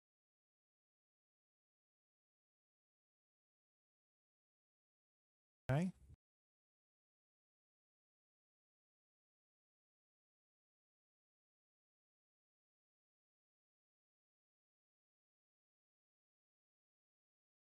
And we are good there. So we currently at the end of page 1 have 216 mods that are active and have been installed. There is 165 ESM or ESPs that we have downloaded as well. And so we are getting up there, right? We are continuing on with this. I want to thank you all for watching. Take a break, get up, walk around, touch some grass, eat some food. And then when you're ready, proceed on to mod installation part 2. I'll see you soon.